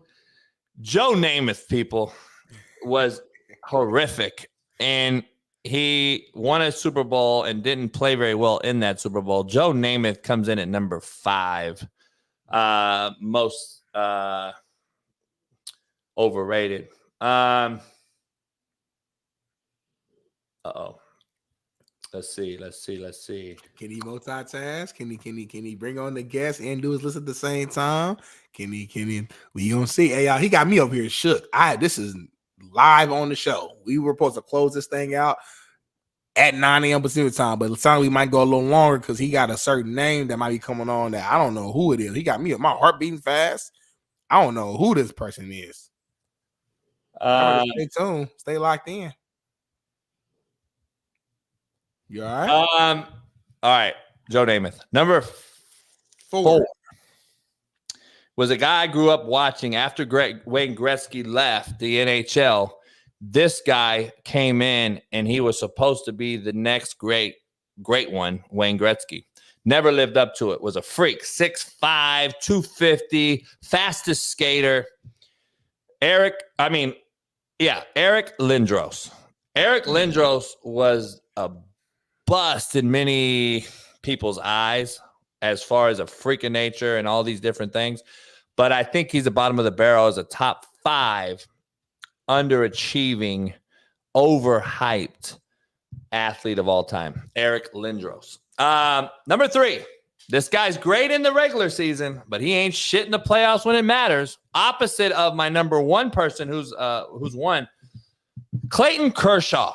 Clayton Kershaw is a fucking bust when it matters most. I don't know how we can take a guy that has dominated the regular season such as he and then chokes as much as he does in the postseason. Like the spectrum, Smitty's like this. Like you're so good right here, and then you become like this. I don't get it. I have to put him in there because the Dodgers should have 3 World Series championships if he just doesn't shit down his leg. So I have him in there. Number 2,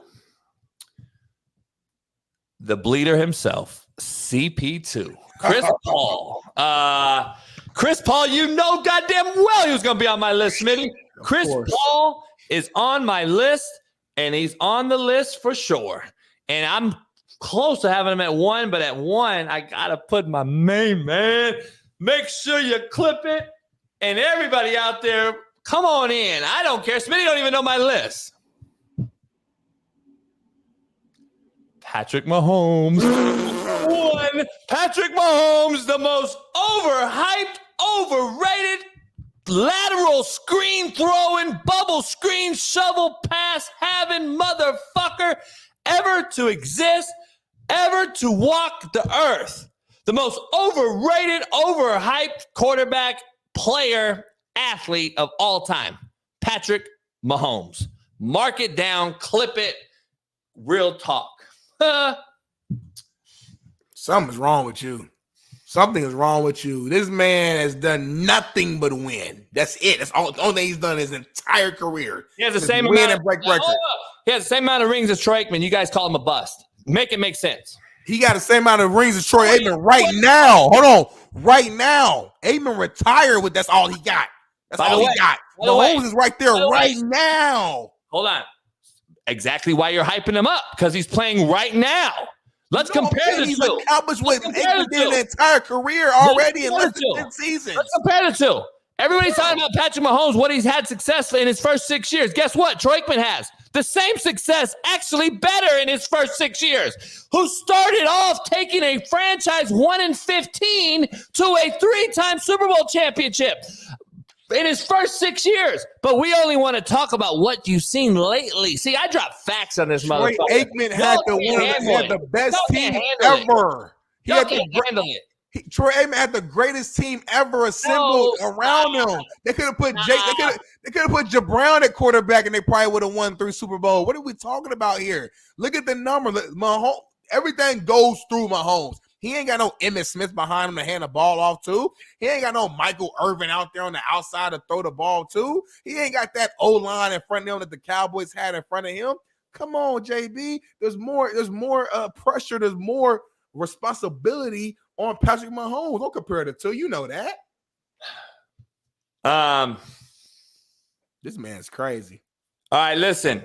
The person that's coming on live right now would be the first person to do an interview or anything. My buddy that was calling me is a good friend of mine who's Garrett McGee, OC at Louisville. He wanted us to be the first show to I don't think it's going to happen because it's too late for us. But he's talking to me right now. He's the guy that fought Cam Newton.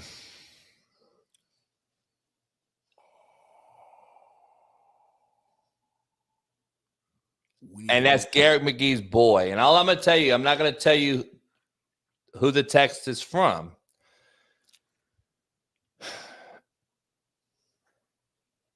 Connect and make everyone know the real. Fuck Cam Newton. Well, listen, he's saying all that. Bring him on in. Let's hear it. Maybe it's something we don't hear about. Or let's do a pre-record. Let's do it after the show. We can record it and we'll drop it on social. Like, let's make it. I'm cool. We gonna talk about it. Let's do it. Let's hop on. Call them. Don't tease it. Let's get on. We gonna do it. The thing is, let me see. We ain't gonna do them dirty. Tell us the truth. If you know, maybe it's something we don't know about. That's my thing. Because right now, the dude looking bad right now. So you come on and tell us something different that we don't know about. Maybe Cam said or did something that we don't know. I'm thinking maybe, I don't know what your day's like. I was thinking if he can come on, maybe we do a special live after we end this. We do a special live. We'll promote it real quick on social media. Let me see. Depends what time he needs to hop on soon. That's all I'm saying. We could do it soon, but you know what I mean? But or if it's something you got to do solo, I think get it. Regardless, we get it. You know what I'm saying? If you want to talk, if we want to talk, speak his truth. This is good. Let's get his truth out there. Be good for the show. Or we push it and have him on tomorrow. Start the show. Do it that way too. Let me see. But then it's all good. People will have him on the show by then, though. I don't know. I mean, I don't know. I don't know. I thought it'd be cool to have him first, but we'll check it out. Yeah, but hey, if he ain't trying, we can't force it. If he ain't ready, he ain't ready. You know, it's what it is. So, but yeah, man. Hey, pound that like button, subscribe. It is 9 a.m. 9:01. I don't know if he's trying to hop on or not. Latrell said it's Adam in now, but Latrell, I think it ain't on us. I think the guy, I don't know if he's not free right now or what the case may be. So yeah, he's doing pre-recorded shit right now. Apparently, everybody's reached out to him, of course, which is smart. People tried to find him. Get their numbers going. His name is Steph. His name is Steph, by the way. So you know, I don't need to lie about it. What the fuck would I lie about that for? That's fucking stupid. Who said you was lying? Some idiot in the chat. Well, Smitty, I'm not gonna wait because it'll be dumb. We'll just try to get him on later, or we'll try to get him on tomorrow to start the show off. Okay. And we'll try to go from there. But I appreciate my boy Garrick hitting me up. Let's see. Here it is right here. Yes, sir, that works. Ashley just said reach out, and we're having me ready to get it done. She wants me to do your show. That's her. I guess he has a public. I guess Steph is known. I don't know who he is, but if Garrick said he's his boy, he must be somebody in the football world or some sort. So let me know. Like I said, if we got some time, if he got time to do it before I get too busy with Fox stuff, then yeah, we can make it happen. You know, we could push a social media video and try to say we're going to go special live if he can do it. If he can do it, we'll do it in the morning. But sounds good. I'll find out, Smitty, and let's end this show for this Merciless Monday. Good start of the week. We just got going again. It's off season for football, so we know everyone it is a football show, but we're going to do this is a real show. So we're going to be doing the things that no one else will do on their platform. So we can't let it falter. We got to blow it up and actually even get bigger during the off season. So make sure you pound that like, subscribe before you get out of here. And we may be live here in the next few minutes, or we'll be on tomorrow, maybe with this guy, Steph, to give his side of the story about Cam Newton. We're going to dive into all that and so much more. So appreciate you guys coming on. We got a lot to discuss tomorrow. It is Talk That Talk Tuesday, where we kind of segregate the show into mainly a straight-up debate segment where Smitty and I just debate. We got Steve Kim. He has a new segment. Don't want to miss that. You do not want to miss that one. Trust me. And then we have new guest on. We have Keynan Middleton, Major League St. Louis Cardinals pitcher. He will be joining us every Wednesday. We got live golf analyst Akili joining us every Thursday. We got a lot going on today. So we're going to dive into it and break into it and pound that like button before you get out of here. Subscribe, become a member. And we will see you for Talk That Talk Tuesday. Bailey, you take us away because I don't know where the video is. We'll see you tomorrow, man. Pound that like. I appreciate you guys. Issues get pressed so fast you don't get sacked like bags and baggage. Smitty and Jason Brown killed it, yeah, it's a wrap. We what the game's been missing. We switched it and feel